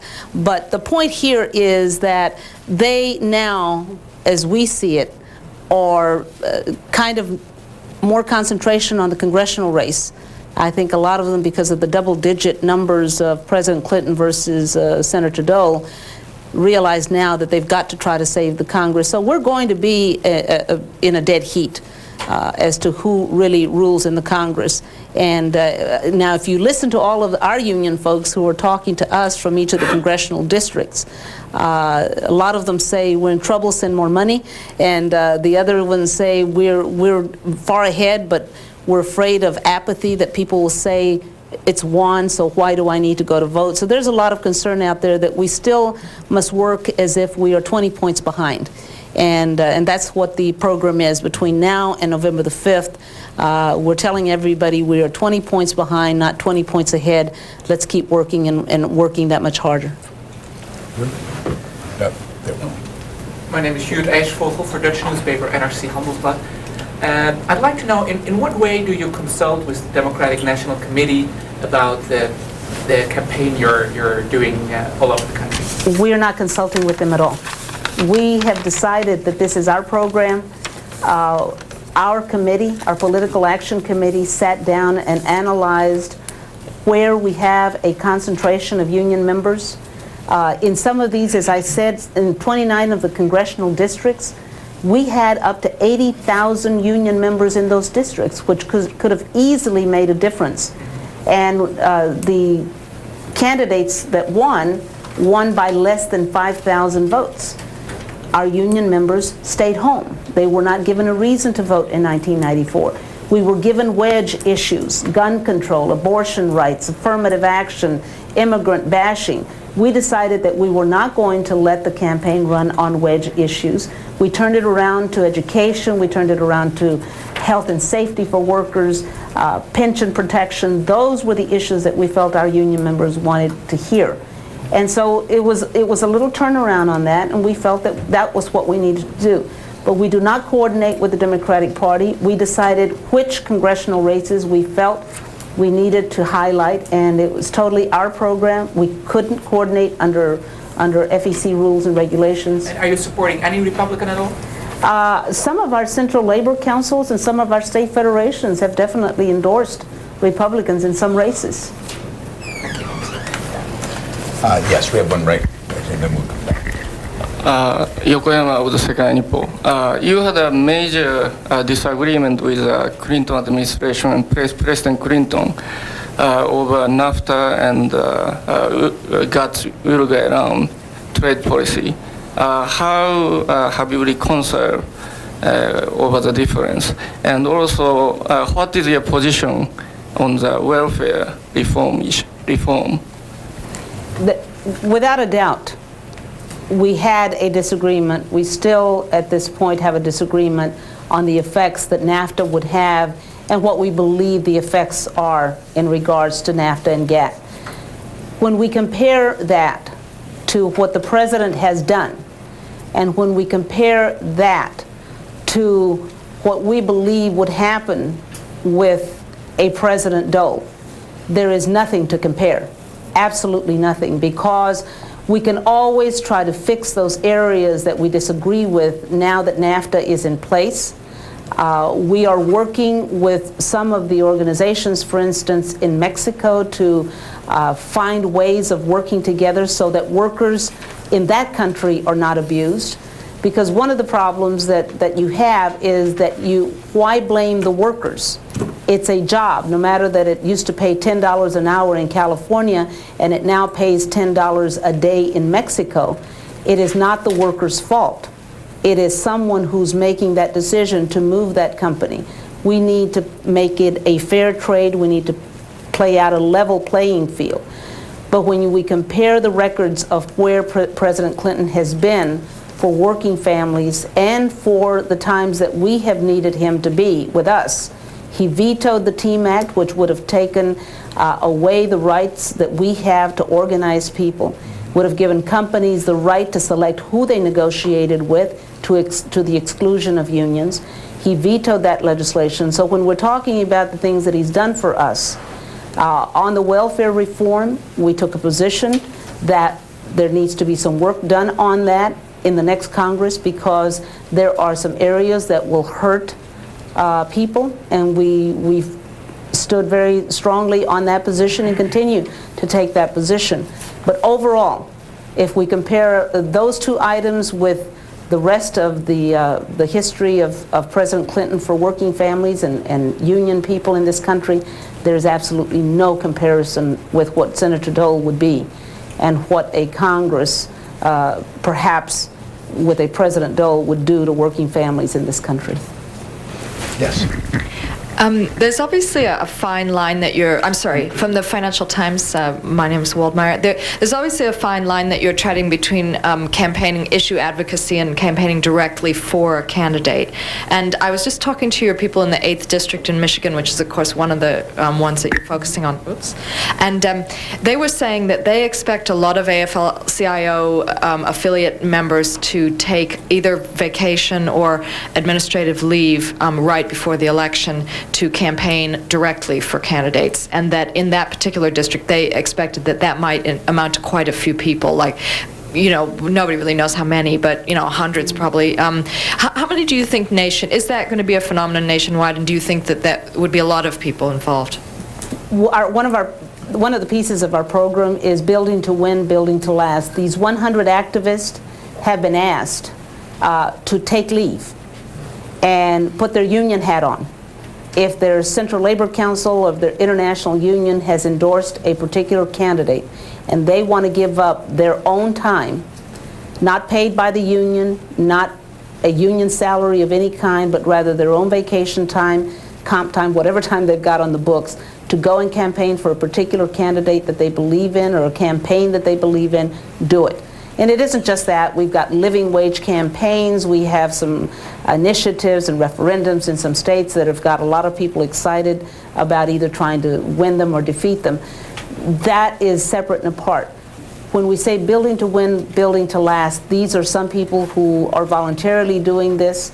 We've gone out there and said, you must take this country back, and people have literally said, we will, and we're giving up our vacation time, our comp time, anything to make it happen. Just 100? No, in each congressional district. We're talking about 100 in each congressional district, and each one of those 100 was then asked to go find 10 more in each congressional district to activate union members to try to do something. What we get in this country time and time again is that we have people who say, my vote doesn't make a difference, it's politics as usual.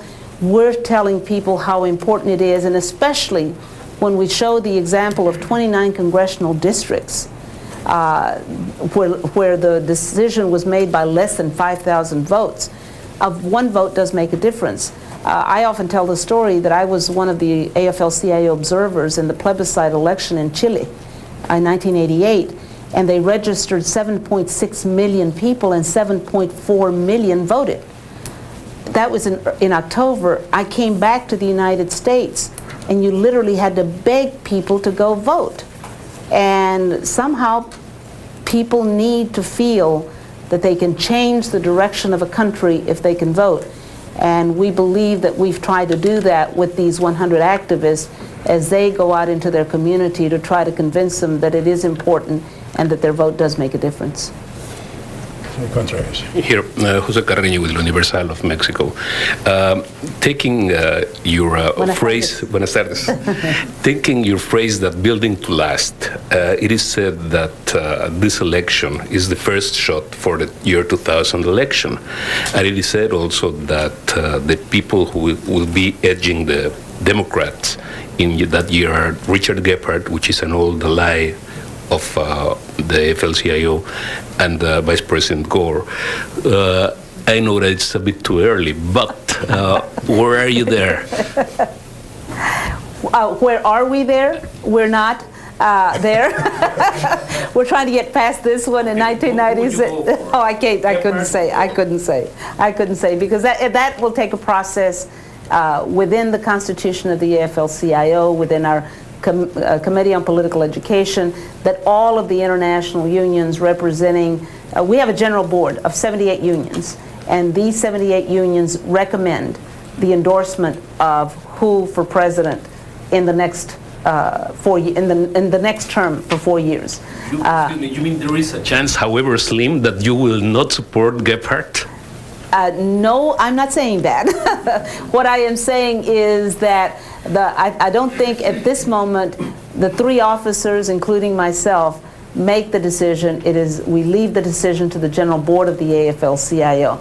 There are people who absolutely will die on the vine for Dick Gephardt. Then you have people that absolutely think that Al Gore will be the candidate. So you have to try to figure out what's best for the labor movement and come together on that. And I think those decisions, of course, will be made, but not this year.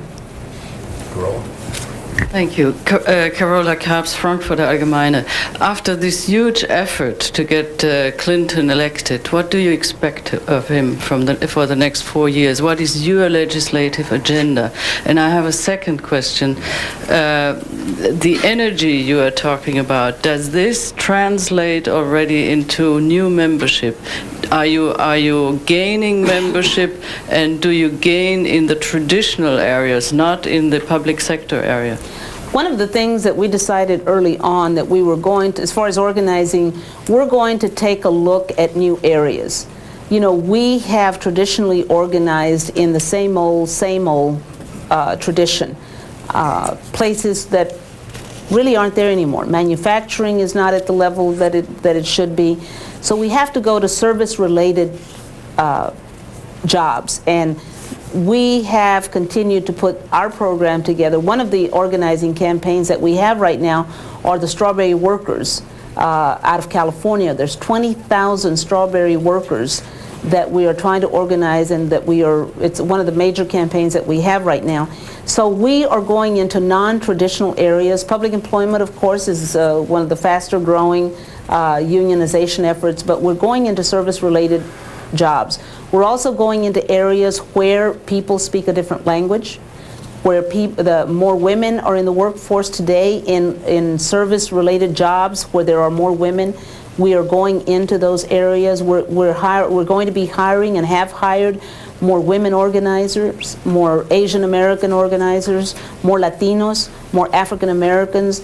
And so the highlight will be in many of those areas where there's a high density of new workers. And we're going to be organizing them in their language. And we're going to be sending people in there who can communicate in their language. And that's one particular piece. When you also talk about what's on our agenda, it's very simple. We want what we think is fair for American workers, not just union people. We believe that there should be an enaction of new protections for pensions. We want to be able to have more affordable health care.